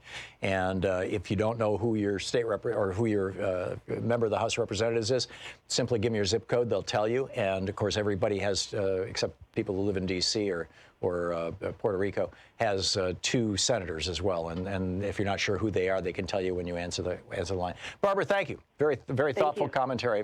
Great call. Thank you so much. Russell in Spring, Texas. Hey, Russell, what's on your mind? Hey, Tom. Good afternoon. How are you? I'm well. What's up? Good. Hey, I'm a conservative Republican down here in Texas. Happen to be a fan of yours. I listen in once in a while just to get the perspective of the other side. Well, thank you, Russell. I do appreciate. Yeah, I appreciate your thoughtfulness, and you definitely give me the other side in a logical way. But I appreciate it. Hey, I wanted to run something by you. So during AG Barr's press conference, when he was before the Mueller report was released, 2 guys were standing behind him. One of those guys was Rod Rosenstein, who he went out of his way to thank him for his service and thank him for staying on. Right. Now, Rod Rosenstein is the guy who, a few months earlier, it was exposed that he was talking about wearing a wire to record the president. Right. I mean, you would think he would have been gone way before this, right? So I think he went into major suck-up mode as soon as that news report came out. Exactly. So, I mean, my point is that, when Attorney General Barr was talking about, surveillance, spying on the Trump campaign, he's saying this stuff because he knows he's being told by someone what was going on, and who do you think knew exactly what was going on as far as everything that was, as far as the genesis of the investigation, as far as everything when this thing got started, as far as all the behind the scenes things that were happening that no one really knows about? It's Rod Rosenstein. So the fact he's still there, and this is a guy who is looking to protect his pension and his reputation and so on, and whereas he's on the edge of retirement. In fact, I thought he was going to retire. He was supposed to retire last year. That's right, but he's still sticking around. And but think about it. Why is he sticking around? When you look at Mueller, and he was going after Trump's associates, trying to get them to turn on Donald Trump, I guarantee you that the old Godfather thing, you keep your friends close and your enemies closer. Right. He's telling them some stuff that, from a investigative standpoint, if I was on the Democratic side of things, I would be extremely concerned that a very bright light is going to be shining on what transpired on the other side. Not, who knows what it's going to. Who knows what's going to Yeah, but out. when you're talking about the other side, Russell, are you buying into this Sean Hannity conspiracy theory that Democrats inside the FBI were trying to hurt Trump politically? Well, I'm just pointing out that whatever the genesis, whatever. Because I'm not seeing any evidence of that. Do you know of any actual evidence? I mean, the thing with Page and Strzok, or however you say it, was just that was a romance. There's literally no evidence that their political opinions were translated into their behavior at the FBI. I understand, and I wouldn't even argue the point with you that was the case. I'm not saying I'm buying into conspiracy theories. I'm just saying that sunlight being the best disinfectant, it's about to get very bright. Yeah. Well, I'm all in favor of that. Yeah. And if there were Democrats who were misbehaving or who were trying to use the legal system and particularly the police powers of the United States for partisan purposes, they should be nailed. They should go down. And similarly, if there were Republicans trying to do that, and I also agree with you, Russell, that if Rod Rosenstein becomes the guy who is testifying before Congress, whoa, Nelly, hang on to your hat. It's going to get real interesting. Russell, thank you for the call, and you're welcome to call anytime. I look forward to the next one. 46 minutes past the hour. We'll be back. It's Anything Goes Friday on the Thom Hartmann Program. Stick around. We'll be right back. You're listening to Thom Hartmann. Visit ThomHartmann.com for audio and video archives. And this just in, the FBI is meeting with Florida officials about the possibility that Russia has hacked into the Florida election systems. Oh, brilliant.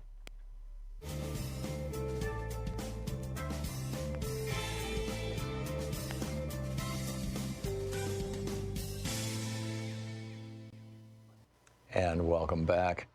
Let's see here. Jim in Los Angeles. Hey, Jim, what's on your mind today? A lot, Tom. But listen, Professor Hartmann, you're still the smartest man in media, and you can prove it right now by allowing me to finish my phone call. Okay. First, we must brand all Republicans as lawless Trump backers.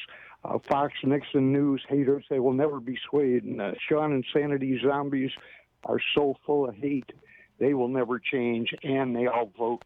Rupert Murdoch, cancer on democracy, and the oligarchs control Fox, Nixon News, and Sean Sanity. And Sean seems to be the de facto leader of the Republican Party. The Republican Senate, Lindsey Graham, is actually going after private citizen Hillary Clinton. It's unbelievable, and I wondered why, and it's because it makes them hate, and emotion outweighs intelligence when it comes to vote. And all Republicans are not bad, and all Dems are not good, but all Republican politicians are evil. Greed is evil. And Republicans believe in burning humans alive for profit as long as they keep their power. Anyhow, millennials are our best hope. Here's the solution, Tom. Yeah. All millennial college kids that were born in red states or districts must make sure they're registered. And they say they go to school in Berkeley or a solid blue, they must go vote. If you're from Wyoming, go back home and vote. No, I get it, Jim. Thank you. Interesting rant. Carol in Menneson, Pennsylvania. Hey, Carol, what's on your mind? Hi, Tom. You had the very brilliant Alan Lichtman on your show yesterday, this week, and he made such a clear and concise argument for impeachment.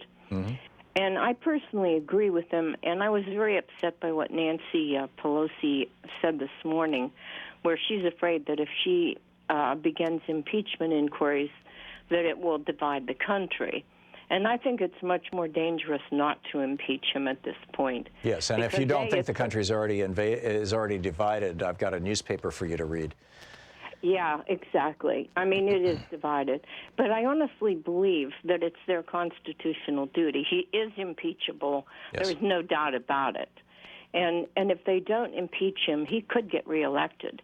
And if they do impeach him, a lot of his criminal activity and corruption and lies will come out. And I don't think that the Republicans will be able to go back to their constituents and say, yeah, we supported a criminal. We supported this liar. We supported a man who's a traitor to our country. I just think that it's going to go the opposite way. I think the Republicans will be on board once they actually hear it. I think you're absolutely right, Carol. And I think that, when I hear Republicans saying, "Oh yeah, please start the impeachment hearings. We'd love you to do that," it sounds an awful lot to me like Brer Rabbit, saying, "Please don't throw me in that briar patch." I'm with you, and I frankly I think that the Democrats are going to end up there. And by the Democrats, we're talking about kind of the institutional Democratic Party power structure, which right now is in the hands of Nancy Pelosi by and large. And it's just as I was talking with an earlier caller, I think that they really need to exhaust all their options first, or at least that's their thinking, that's what they're doing. But Carol, I agree with your analysis. Thanks so much for the call. We'll be right back. It's 51 and a half minutes past the end.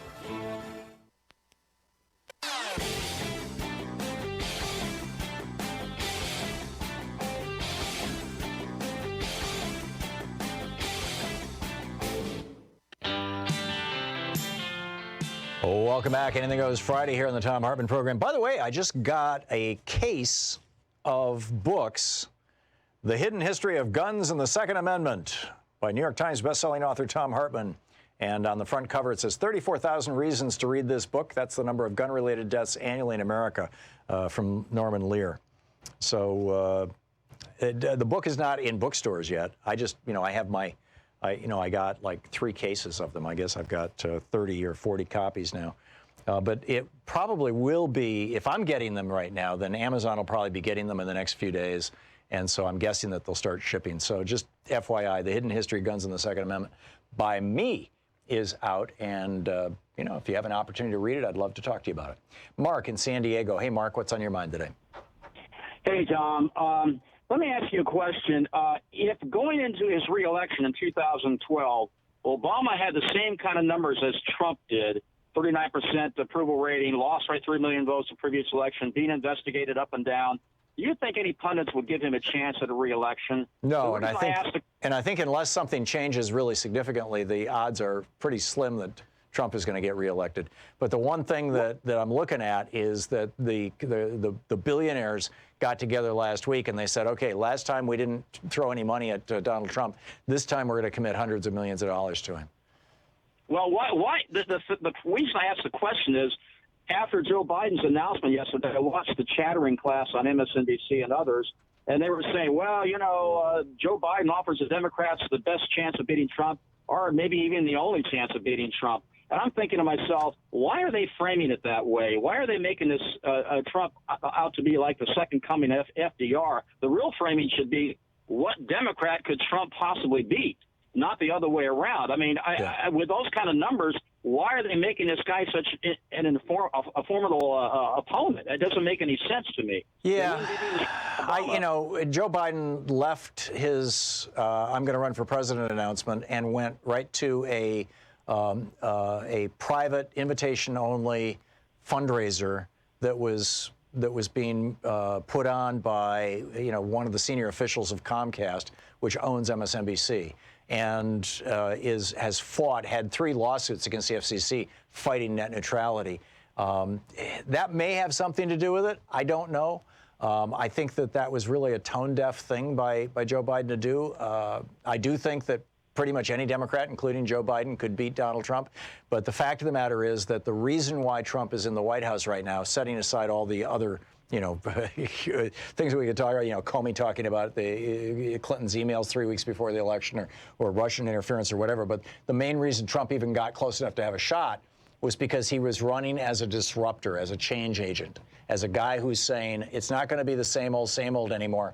We're going to rebuild this country, and we're going to bring back the jobs, and we're going to have better health care for everybody in the country at a lower cost than even Obamacare is offering, and we're not going to touch Social Security and Medicare. Those were all lies. In fact, he's done the opposite in every single case. But and therefore, that demand for a change agent, a disruptor, still exists. And that's why I think that the most progressive candidates on the Democratic side have the highest probability of being able to easily walk away beating Donald Trump. Whereas the more, quote, moderate, the more kind of white bread candidates are less likely to do so, in my opinion, Mark. Yeah, turnout is the big key. Wouldn't you agree? Do you think Joe Biden's going to inspire any kind of turnout at all? Just well, going to have the same problem. This is the balancing act. He'll probably inspire a lot of turnout among, conventional Democrats, among, white middle class Democrats, people who've always thought, he was a great guy, and kind of low information Democrats. I don't think that he will inspire that kind of turnout among the very young, people under 30, or the younger part of the Democratic spectrum. But, you never know. There's a year and a half from now until the election. And, from now until June for the Democrats to figure out who's going to be their nominee. And I mean, June of next year. So, hang on. I'm not real worried. Mark, thanks for the call. Tamara in Carl Junction, Missouri, or is it Tamara? It's Tamara. Tamara, what's up?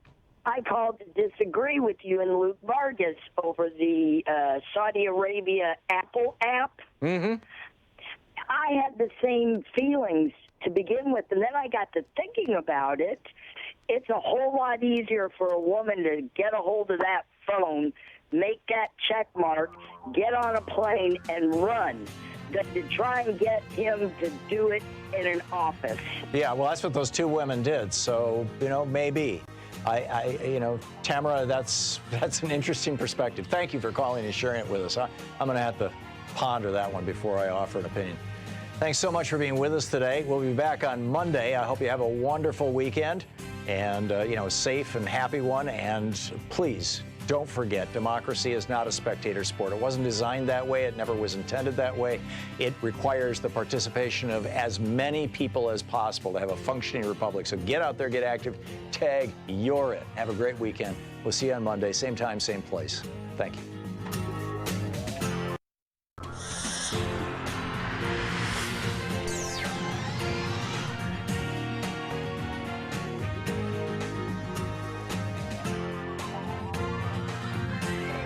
We say fight back!